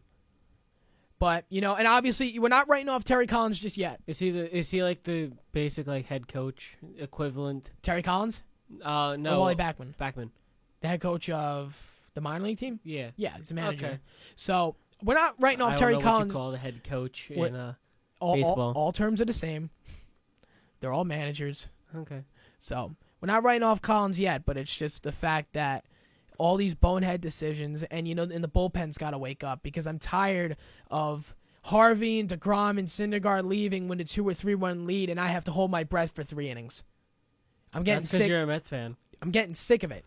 You're a Mets fan. The You're used to holding your breath. The and hope to win. bullpen hasn't been sharp since 2006. I thought this year was going to be different, but on Saturday I finally realized how bad the bullpen was. Finally realized it. Now, on the bright side, Mejia will be back in July.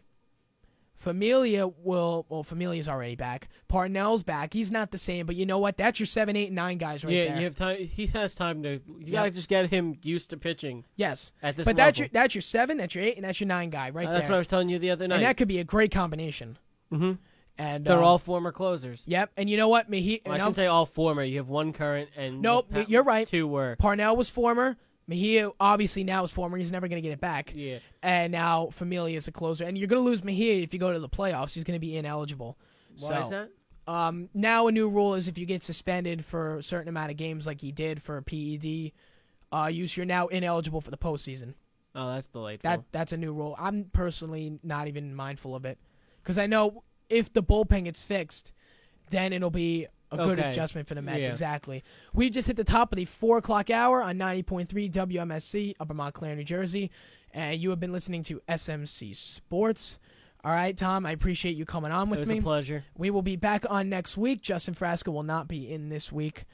He canceled his show for this week, so we will be on next week. For those listeners, have a good day. Yep, have a great day. Stay safe. We will see you on June 24th. See you next week.